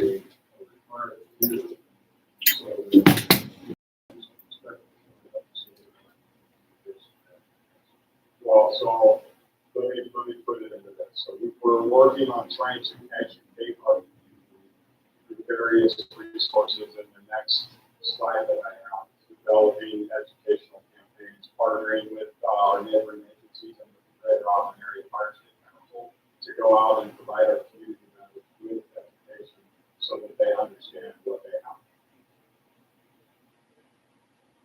Done. As well as for us to bring something the county, I understand they have a triple program, either in Virginia County or the city. Be able to use that service. Absolutely. Yeah, and our link should be on the Auburn Fire Department website. Yeah, you can sign up and reserve a spot. All the information on there. So there's certain limits and how you have to stack your brush and where you put it and where the chippings go and stuff like that. We don't have those all included in the memory, but yeah, as residents who can use that. All right, so what can you do? I talked about what the fire department's doing. What can you do? You can understand why homes burn, and so there's 3 big reasons. Embers land near or on your home that start fires. Radiant heat means the fire front gets close to your house and the heat radiates and catches things near your home or your home on fire, and direct flame contact, which means the fire front would burn up to your house and catch your house on fire. So understanding what else you can do is you can improve your defensible space, and that's the area around the structure where the vegetation is managed to reduce the intensity and spread of a wildfire. You can harden your home. Ember-resistant construction relies on both maintaining defensible space and hardening your home. There's three top priorities: your roof, your vents, and your near home vegetation. So we want to avoid combustible materials on the property, especially within the first 5 feet of the home. You want to incorporate fire and ember-resistant construction materials, installation details, and maintenance, and you want to be thoughtful about your landscaping choices and maintenance. And Bob, Mr. Snyder, is a huge proponent on hardening your home, and I know that I've spoken with him in the room before. He's always willing to answer questions as a community member. All right, and then the last thing is become a fire-wise community. What it does is bring your neighborhood together. It allows you to continue to provide education. It used to assist with insurance coverage. I don't know how that's working anymore. There's the possibility to receive grant fundings to provide fuel reduction in your neighborhoods. And then if you go to the placer.ca.gov, I think it's under the Office of Emergency Services tabs. There's links in there to learn about how you would become a fire-wise community. And there's actually a neighborhood in South Auburn that reached out recently, and they're looking at trying to become a fire-wise community. So it's starting to gain traction and location and move forward. I believe it's in the Sunrise Bridge area.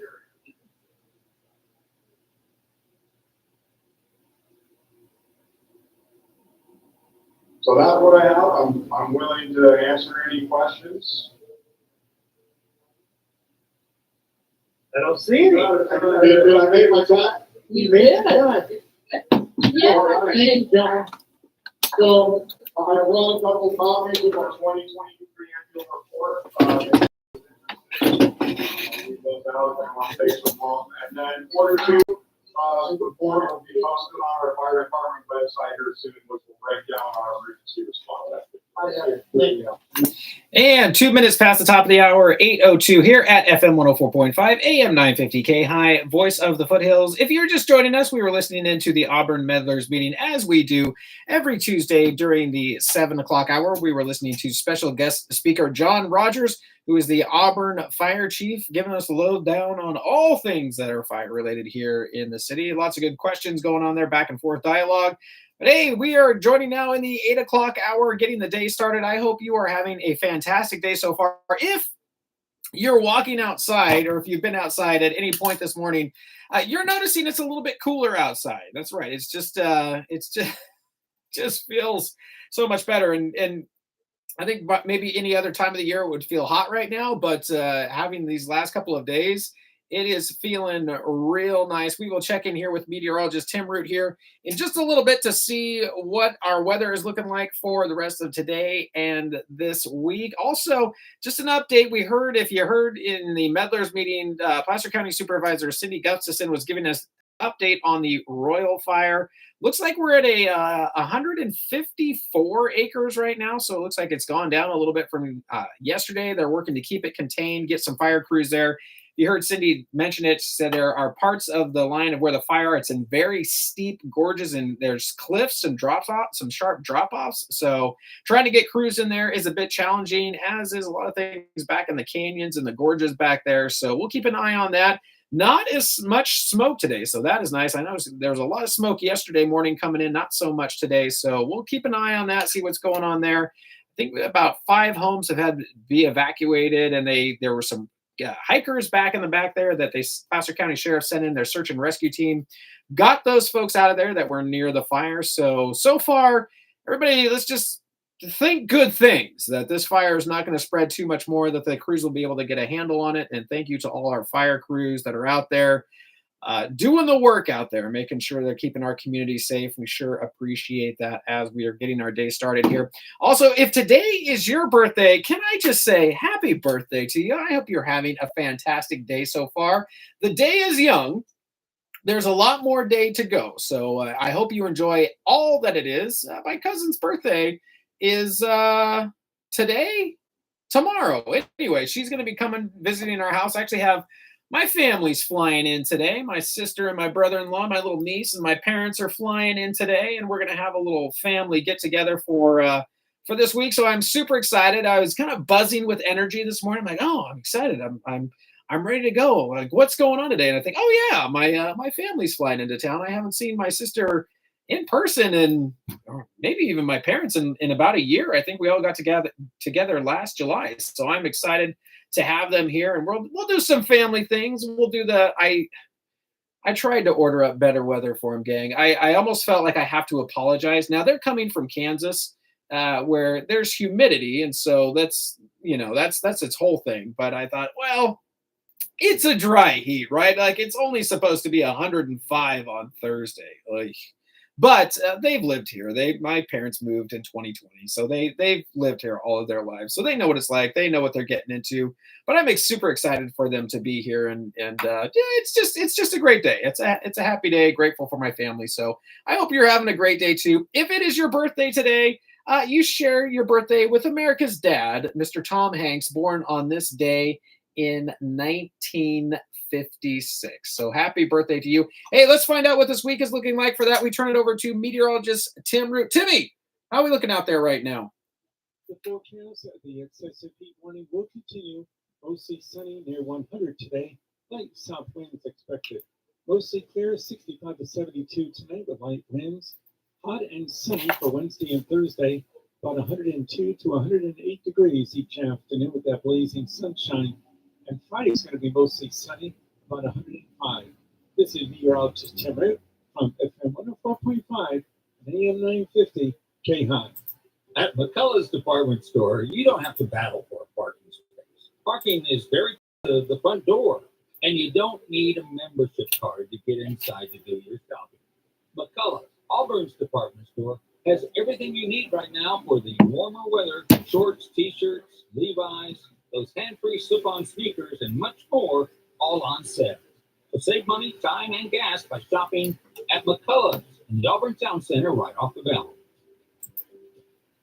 7 minutes past the top of the hour, 8:07 a.m. Coming up in our next segment, we'll have your Fox Business Report, also your traffic. Off now to America's First News. I'll see you back here in just a little bit. The rain has closed many of the coastal areas. We expected that 3 days ago when we sadly had a voluntary evacuation for those areas. It's prone to flooding, but it's also expected. The houses are built in such a way we don't have any reports of any homes being damaged. But in Bay City and Palacios, in the inland part of our county, because we're right along the Gulf Coast, we've got significant damage. About a third of our community is without power right now. We've got a couple of reports of down power lines. They're not energized down, and so we've had a significant hit. Thames making remarks to NBC. Houston took a hard hit. CenterPoint Energy reported more than 2 million homes and businesses without power in and around the nation's fourth largest city. Houston Emergency Management Coordinator Thomas Munoz. This is some street flooding. So yeah, the situation's gotten bad to the night. That was expected. We have been planning for the last 3 days. We do have all our stakeholders here, our first responders, so we're working together to ensure the safety of everyone. So, we have already placed all our high water vehicles, our rescue assets strategically throughout the city. We've been in contact with the vulnerable population messages, so we're keeping an eye on those areas as well. We've already been preparing for the last 3 to 4 days. And now we're just looking at, what are the rescues that we do. But all our stakeholders are on the house, and we are working throughout the day. And I've been working out throughout the night to ensure the safety of everyone. At least 2 people were killed and trees fell on homes. And the National Hurricane Center said damaging winds and Flash floods would continue as Beryl pushed inland. A third person, a civilian employee of the Houston Police Department, was killed in floodwaters under a highway overpass. As it moved inland, the storm threatened to spawn tornadoes. The National Weather Service confirmed on social media twisters have been spotted in northeastern Louisiana. In Whittington said in a Facebook post that a woman was killed in the Fenton area when a tree fell on her home. A searing heat wave gripped large areas of the U.S. on Monday. Temperatures in Oregon suspected to have caused 4 deaths in the Portland area following a motorcyclist's death in dangerous heat over the weekend in Death Valley, California. More than 146 million around the country were under heat alerts Monday, especially in western states. California, Nevada, Arizona, Oregon, Washington, and Idaho were under an excessive heat warning, according to the National Weather Service, while parts of the East Coast, as well as Alabama and Mississippi, were under heat advisory. Boeing will have a felony conviction if it follows through on an agreement with prosecutors to plead guilty to fraud in connection with approval of its 737 MAX before 2 of the planes crashed, killing 346 people off the coast of Indonesia and Ethiopia. The American aerospace giant has apparently made the calculation that admitting to a is better than fighting the charge and enduring a long public trial. The plea deal is not yet assured. Relatives of some of the passengers who died have indicated they'll ask a federal judge in Texas to throw out the agreement, which they say is too lenient, considering lives that were lost. Chinese President Xi Jinping called on world powers Monday to help Russia and Ukraine resume direct dialogue during a meeting with Hungary's Prime Minister Viktor Orban. He made a surprise visit to China after similar trips last week to Russia and Ukraine to discuss prospects of more than the 2-year war. Hungary assumed the rotating presidency of the European Union this month, and Orban has since embarked on a peace mission, which lacks the endorsement of other European leaders and the United States. State Department spokesperson Matthew Miller. We find it concerning. In fact, look, before he traveled to Russia, you did see the Hungarian Prime Minister travel to Ukraine. We thought that was an important thing for him to do. We thought that was a productive step. And we would welcome, of course, actual diplomacy with Russia to make it clear to Russia that they need to respect Ukraine's sovereignty, that they need to respect Ukraine's territorial integrity, but that is not at all what this visit appears to have been. The Hungarian Prime Minister has routinely blocked, delayed, or watered down EU efforts to assist Kyiv and impose sanctions on Moscow, and he's long argued for a cessation of hostilities in Ukraine without outlining what that might mean for the country's territorial integrity or future security. India's Prime Minister, meanwhile, Narendra Modi, was in Moscow Monday for a 2-day visit, his first since Russia sent troops into Ukraine, complicating the relationship between the longtime partners and pushing Russia closer to India's rival China. Under Modi's leadership, India has avoided condemning Russia's military action while emphasizing the need for a peaceful settlement. You did just see Modi, like Orban, meet with President Zelensky. We thought that was an important step to take. And we would urge India, as we do any country when it engages with Russia, to make clear that any resolution to the conflict in Ukraine needs to be one that respects the UN Charter, that respects Ukraine's territorial integrity, Ukraine's sovereignty. And, India is a strategic partner with whom we engage in a full and frank dialogue, and that includes our concerns about the relationship with Russia. Following an arrest warrant issued in 2023 by the International Criminal Court for his actions in Ukraine, Vladimir Putin's foreign travel has been sparse in recent years, so Modi's trip could help the Russian leader boost his clout. America's First News will be right back. For veterans concerned about their alcohol or drug use, seeking help can be the first step toward recovery. Dr. Joseph Liberto, National Mental Health Director for Substance Use Disorders with the U.S. Department of Veterans Affairs, has more. May is Mental Health Month, and VA is committed to letting every veteran know that help is available. Substance use disorder can harm your physical and mental health, but it can be treated. There are thousands of veterans in recovery. VA's Today I Am campaign highlights real stories from veterans describing how treatment, support, and resources help them improve their mental health and their lives.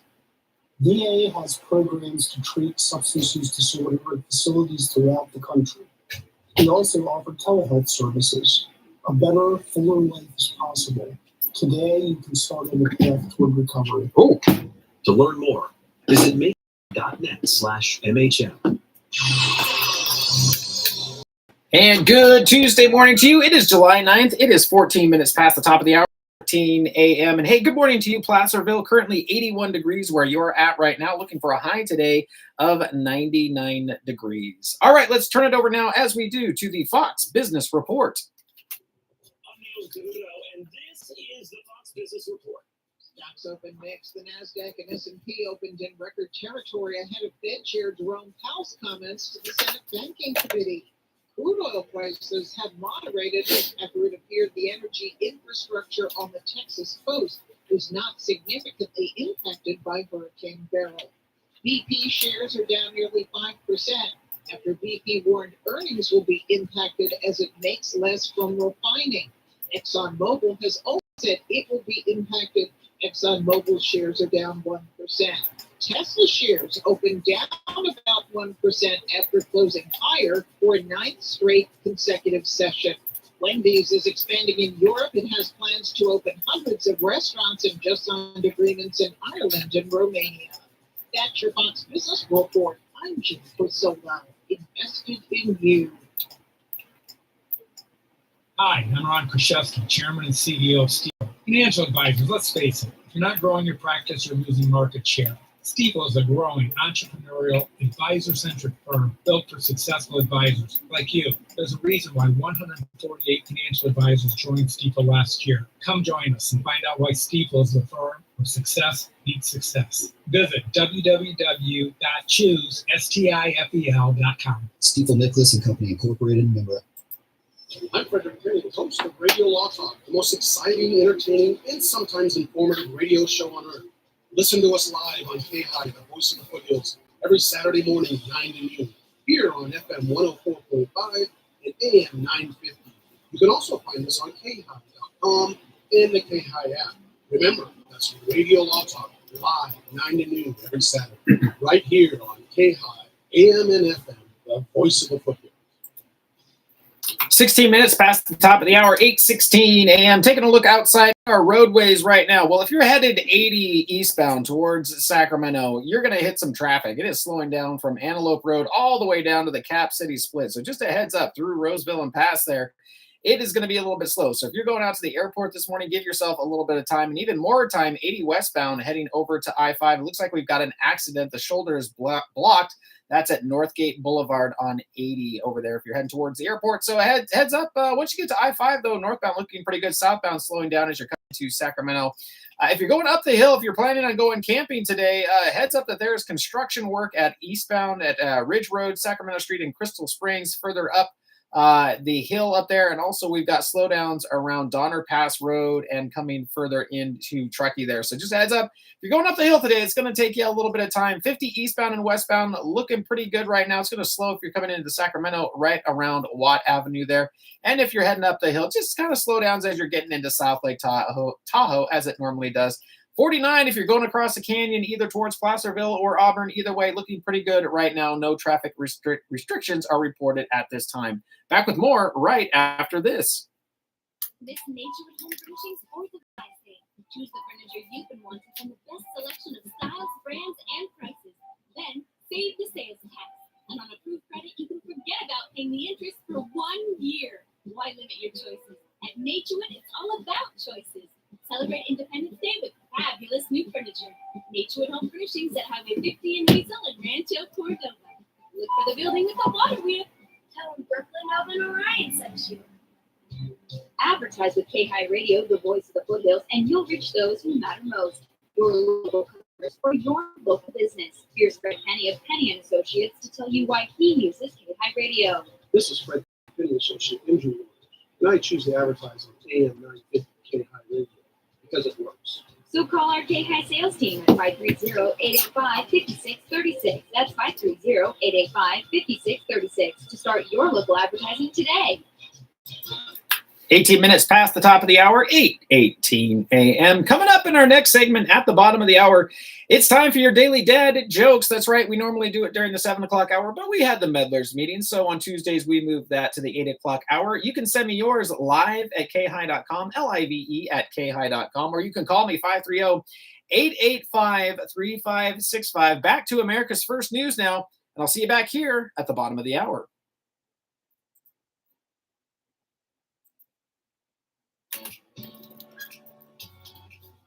You're listening to America's First News with Matt Ray on the TNN Radio Network. Tuesday morning, America's First News continues. And after Ukraine's largest children's hospital was struck as part of a daytime barrage that saw dozens of Russian missiles target 5 Ukrainian cities, posts circulated on social media, falsely claiming Ukraine was at fault for the hit. Bots pushed the lies that were spread by uninformed users who believe Russian propaganda.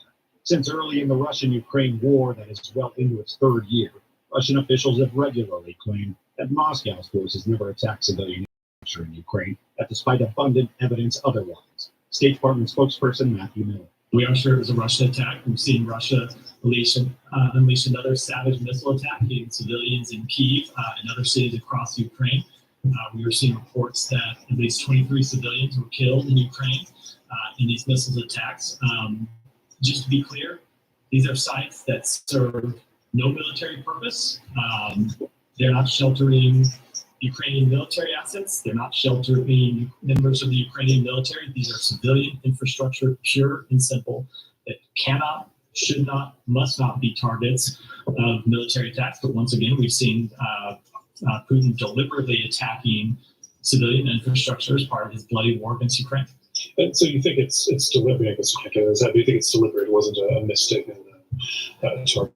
So it's hard to say with any one particular strike, but when you look at the history of Russia continuously targeting civilian infrastructure that bears no legitimate military purpose, then it's hard to conclude it's anything but deliberate. This isn't just one strike. There is a pattern of strikes. The daytime barrage targeted 5 Ukrainian cities with more than 40 missiles of different types, according to President Volodymyr Zelensky. Ukraine's Air Force said it intercepted 30 missiles. More than 150 people were wounded. Stefan Dujarric is the spokesperson for UN Secretary General Antonio Guterres. The Secretary General strongly condemns today's missile attack by the Russian Federation in residential and civilian infrastructure across Ukraine, including in the cities of Kyiv, Kryvyi, Dnipro, and Pokrovsk.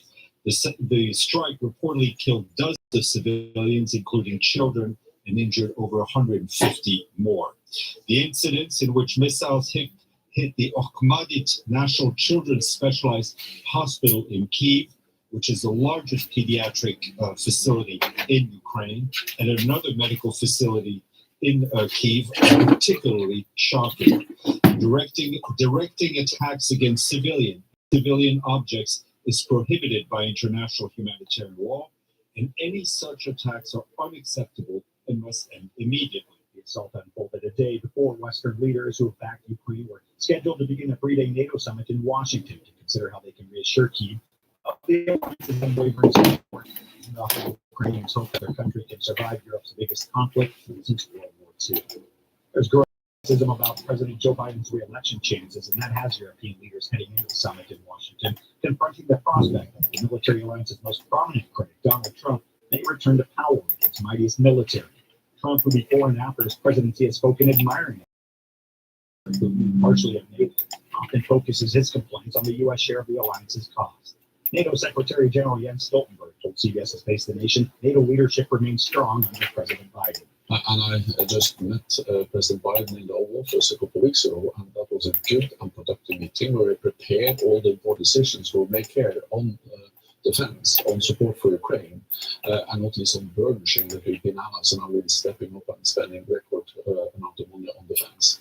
And of course also on China and how we need to work together. So this is the substance of the summit, and of course these decisions would not have been possible to make without a strong US leadership. There's no question. The substance is what matters. We just heard from Senator Lindsey Graham of South Carolina, a Republican who's close to the Republican nominee. He's saying he has concerns that world leaders. Hi! I smell Bingo Lifesavers. Oh. So Bingo Lifesavers? Are you Bingo Lifesavers? No. Bingo Lifesavers? Mango? Mango. Hi, everybody. No. No, I'm just online streaming. Oh, nephew, what are you doing? Hello, Gina. Good morning to you. How are you? Yeah, friends. Well, How are you doing? at least to my face. How goes it, Chris? It goes good. How are you? I'm Really? I'm tired, but other than that, I'm good. Oh, I hear you. Could it be the debilitating heat? Well, I think so. Are we friends? Are we friends on Facebook? That means we're not officially friends then. Okay, so somebody posted it. It's probably edited, but it's like, you know how you get somebody like an I'm sorry cake? And it's the writing, the frosting on the top said, I'm sorry for what I said when it was 109 degrees outside. Serious, you know, my neighbor, I went to see my neighbor on, God, I don't remember what day. Saturday, it was 116 degrees where I live.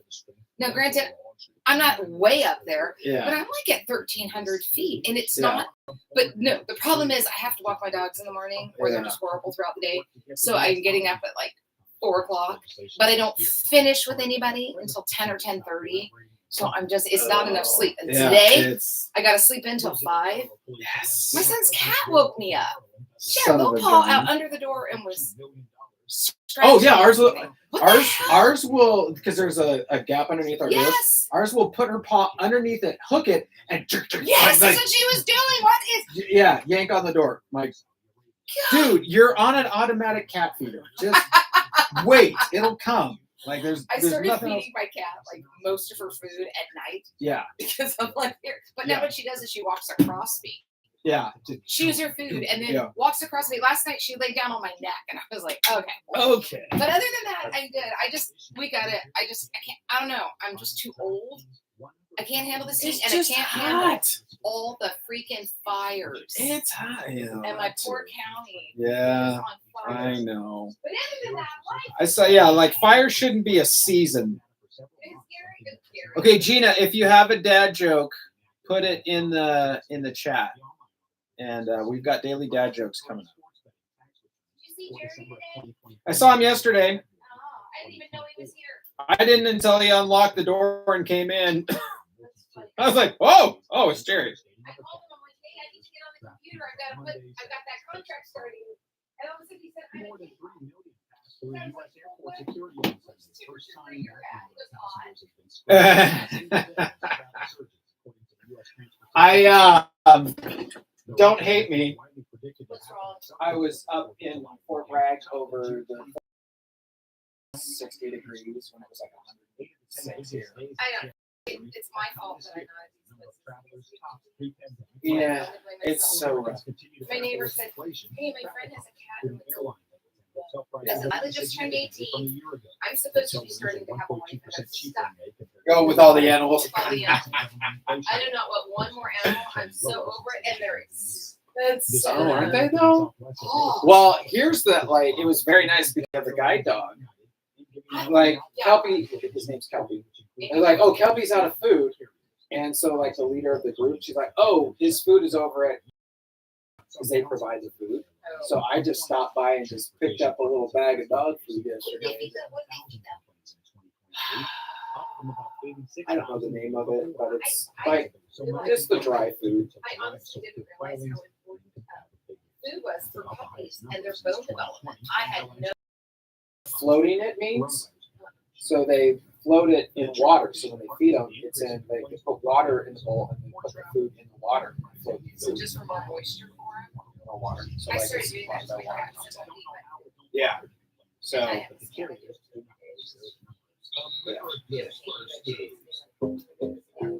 Drink that water. Yeah. It's 16 degrees out here outdoor cat. Yes. Actually, serino gases. I did that. I had some water to my dogs. And nitric oxide is a Like, oh, no. Let's not do that. We had with the puppy club, of course. Is that where you were with? You were at the puppy club up there? No, we just, my cousin lives up there, so we hang with them. It's nice when you have family up there and you're like, we're coming up to see you. And we just like basically came over back there. That's awesome. A million years ago when I was a brand new young pharmacist, and so was my, because we were dating, and then we got engaged and got married. He's a local pharmacist too. We got we were going to buy property. Actually, he asked me to marry him. That's my most favorite place in the world. And we were going to, and then we adopted our son. Yeah. In today's troubled world, sorry. USA Armed Forces. When do I gotta go back on air? Do I gotta go back on air right now? Yeah, save days. Right? I do, because he is so I like when his stuff plays. And I know I'm like, ooh, Jenny's putting these in more. I like it. Like, it's like your little signature for me. I'm like, oh, Jenny was here. You know what's funny is I download PSAs and I try to avoid 60-minute PSAs because of like I wonder what he's gonna have today because he's fit to be tied about Supreme Court. Oh yeah. Oh yeah. No, I'll hit the 60-second ones more than I will the 30-second ones I can. Yeah. No, it's great. All right, who do we got to shout out? We got to shout out Lake of the Pines. Lake of the Pines. Producer Adam, 10 seconds. And good Tuesday morning to you. It is July 9th. It is 30 minutes past the top of the hour, 8:30 a.m. And hey, good morning to you, Lake of the Pines. Currently, it is 82 degrees right now. Looking to hit the century mark today, 100 degrees. Stay cool. Make sure you're drinking a lot of water out there. And hey, maybe just to help deal with the heat just a little bit more, it is time for your daily dad jokes. Because, right, if you're not laughing, you might be crying with the heat. But no, let's all laugh together. Laugh, sigh, probably roll your eyes here. Go into the inbox. As always, you can send me yours at live@kahi.com, live@kahi.com.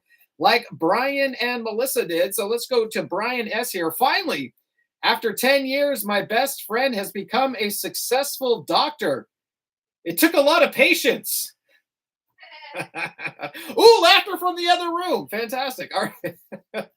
How about this one from Melissa R. The inventor of the Ferris wheel never met the inventor of the merry-go-round. Turns out they travel in different circles. Let's get an applause on that one. I like that one. That was pretty good. All right, how about this? Let's have some summer related jokes because by gosh, it's summer and it's hot outside. So hey, where do sharks go on summer vacation? Finland. Ew, there we go. Why did the prune decide to take the tomato for a picnic? Well, because it couldn't find its date.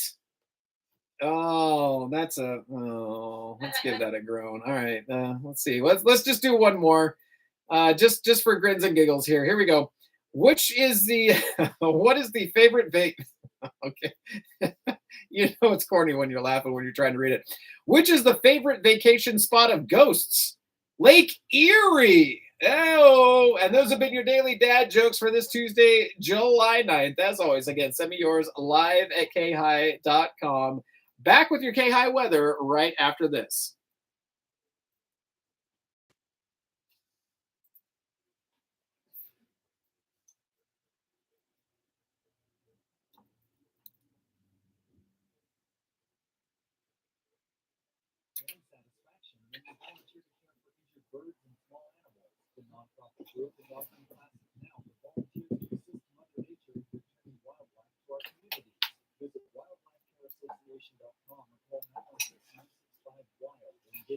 All right, Timmy, you're up.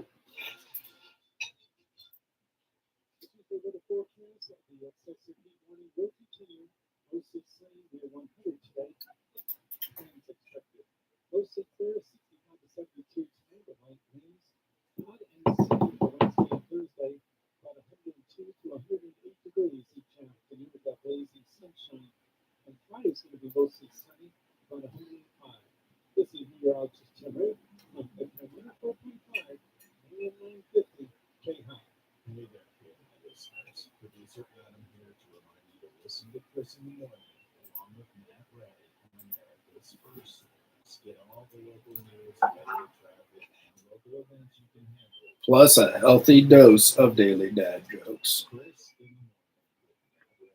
9 a.m. here on FM 104.5 and AM 950 KI, the voice of the foothills. I never miss it, and neither should you. My goodness, it's early. 33 minutes past the top of the hour, 8:33 a.m. Gang, that is going to do it for me today. I hope you have a fantastic day. Stay hydrated. Hydrate yourself, your pets, your plants, all of that good stuff. I will see you bright and early tomorrow morning. As always, remember to be kind, be honest, be yourself. And remember, you can't hate somebody if you're hugging them. Have a fantastic day. I'll see you bright and early tomorrow morning. Back now to America's First News.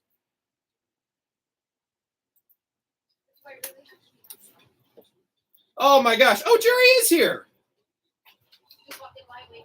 Yeah, I thought he was. Jerry is here. I thought you were leaving. Don't let anybody in. So I've heard. Hey, Jerry, how are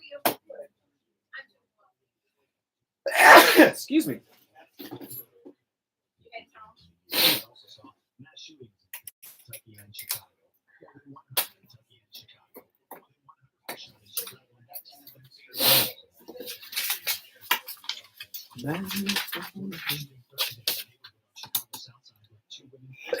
Excuse me.